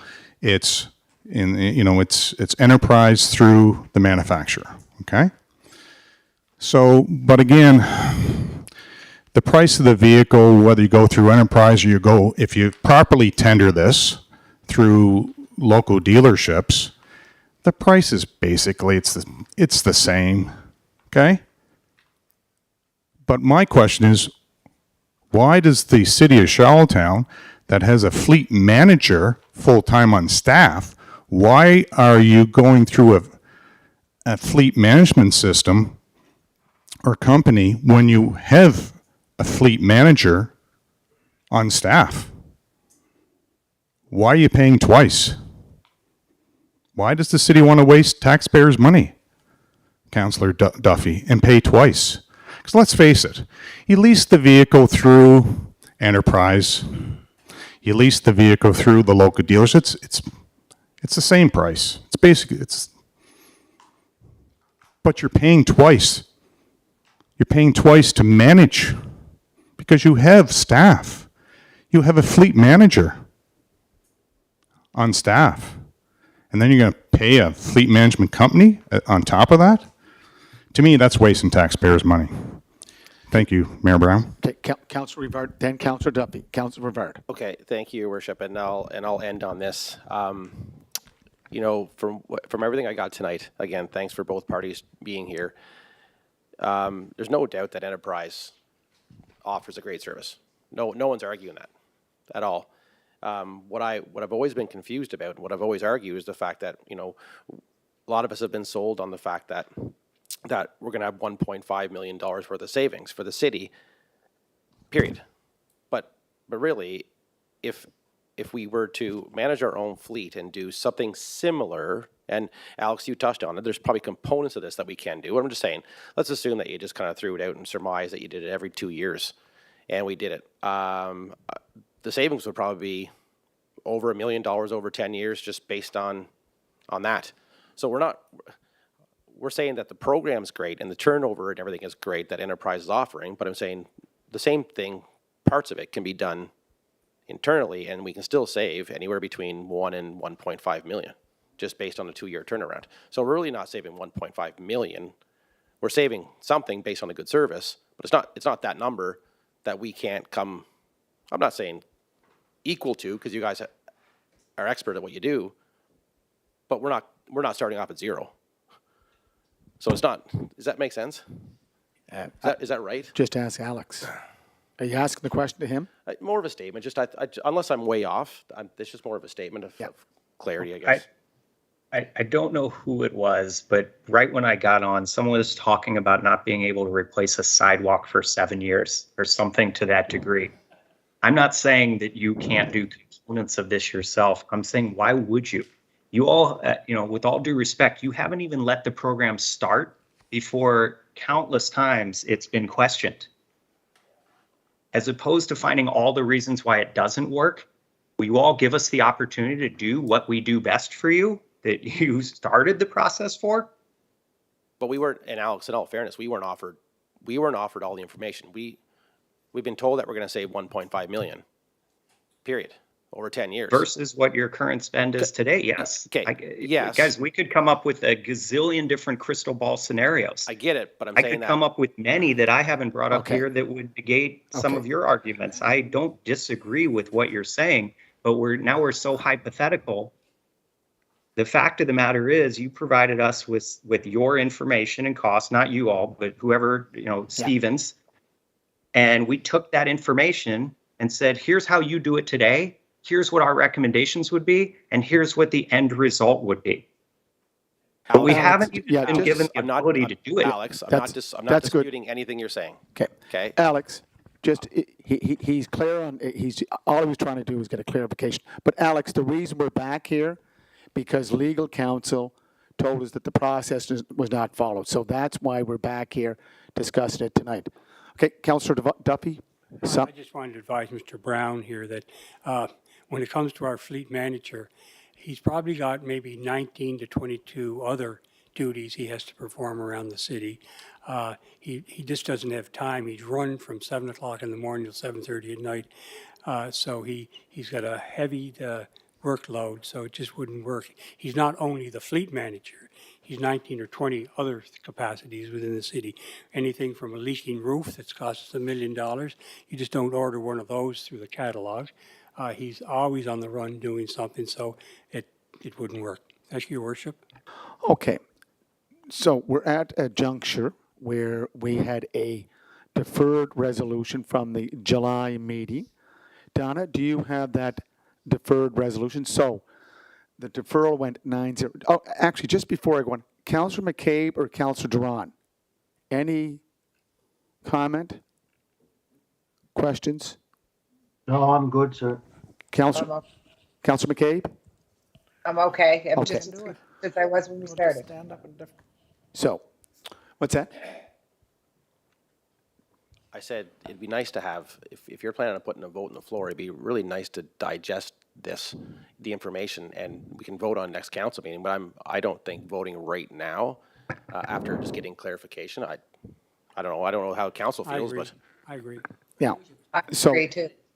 So the deferral, you're asking that we keep the deferral until the next monthly meeting in August? Oh, okay. Okay, so that deferral will come back up under new business. No, we'll bring it up. We can put that on the agenda. Does that fall under finance? So it doesn't have to go back to finance. It'll just come right back to council. Okay? And I think that'll be, so we've had lots of time to digest. You want another 2 weeks, so we'll allow for another 2 weeks to digest, and we'll deal with it at the regular monthly meeting in August, which is the second Monday of August. Okay, Councillor Ramsey? I'd just like to thank both parties again, Your Worship, because that was all kinds of information that we received from both parties, and as you said, digest it all. Like for a while, as Councillor Rivard said, we heard one thing and then we heard another thing, and I really like to personally thank you. Yeah. So we have lots of information to digest over the next couple of weeks. So we will be ready at our next regular monthly meeting to deal with it. And then we'll get back to all the parties that attended tonight. Thank you, Lisa, the president of the association, Mr. Brown, and the team from Enterprise Fleet Management. Thank you for your time and your feedback. Stay safe. Thank stay you all healthy. very much. Appreciate the opportunity. Thank you, guys. Okay. Thank you, Nancy. So, do we have a resolution to adjourn? I do have a question before we go, though. You do? Yeah, go ahead. It doesn't matter. Yeah. They're still on, And right? I wouldn't mind a clarification of it, and I think Councillor Duffy might have brought it up, but under the terms of reference, I'm confused now, is this finance or is this public works? Finance is responsible for tenders, but this is not really a tender. Yeah. No. So public works makes a decision what they do with their fleet, according to the terms of reference. Yeah. So, what? So Is this this, a Public Works Committee yeah, decision or is it this letter that we received tonight from Councillor Duffy will be sent to our legal counsel. And again, legal counsel provided. No, it's in the letter. Yeah. So that'll be part of the digestion of the information. Yeah, just because Yeah. when I do go through the terms. Yeah, so again, to clarify, Councillor Duffy did provide an enterprise fleet management backgrounder. Both Councillors Duran and McCabe do not have this. So if you can email it to them, please, Councillor Duffy.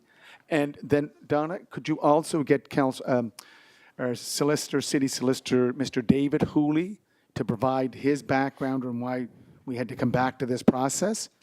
And that should provide lots of information for us to mull over the next 2 weeks.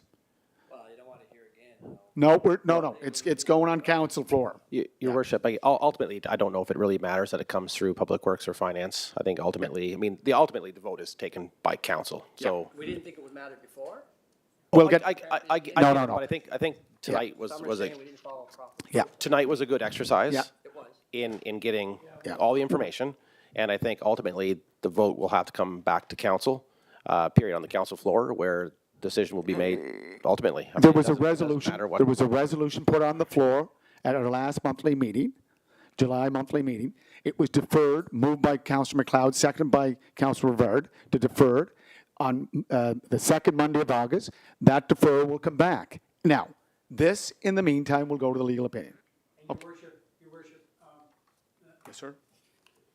one of the process parts that Mr. Hooley cited us for was the fact that the Finance Committee, which I'm a member Turn your mic on. the Finance Committee, which I'm a member of. Yeah.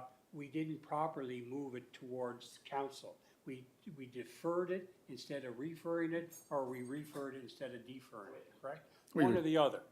No, Didn't make a recommendation. we voted on it. They didn't make a recommendation. They didn't make a recommendation. Well, okay, so, but the point is that if finance is not supposed to be reviewing it in the first place, because it has nothing to do, as you'll see in the attachments, they don't have any window to use to get into the, because they're not mentioned. So the recommendation coming in should never have happened. Well, all we have is a resolution that was deferred from the last meeting. We'll get the legal opinion on this matter that you brought to our attention. And hopefully it'll be on the agenda August, the second Monday in August. Thank you very much. No problem. Yeah, because August 1st is our natal day celebrations. Just a question for Councilor Rivard. You would ask a good question there, and I never heard the answer, and I wasn't sure I missed it. Did he answer your question on the disparity between the 15,000 from the local dealership and their price? Did he answer that? Yep. Okay, I never got it, so Yeah. what was it? Oh, so there you go. He just, all he said was that, again, we compared the base model versus that as something he couldn't offer any clarity to that. He just talked about saying that, with the shortage of vehicles maybe on the dealership sites, that they may have kind of put a higher number or something on it, or there might have been pieces on there that were added, but he didn't have that detail. All he had was what we bought the truck for, and what they're able to offer the base mount. So there was potential for discrepancy in that, and he said that, but again, he didn't have the details of what was on the truck and what was on the lot and things like that. So, but he said clearly that the $15,000 savings. I asked him between 15 and 19 based on the Appendix A or whatever it was. He indicated that, absolutely not. It will not be that kind of savings. Oh, he said he couldn't guarantee it. Well, he just said that they're. No, guarantee it. So it's not sure that we'll get that every year. So I can understand what he. Yeah. Can't guarantee it. Okay. So, motion to adjourn, moved by Councillor Yankov, second by Councillor Duffy. All those in favor? Thank you very much. Thank you for your patience. Donna, thank you very much. It's always a treat to be here with you. Sinatra.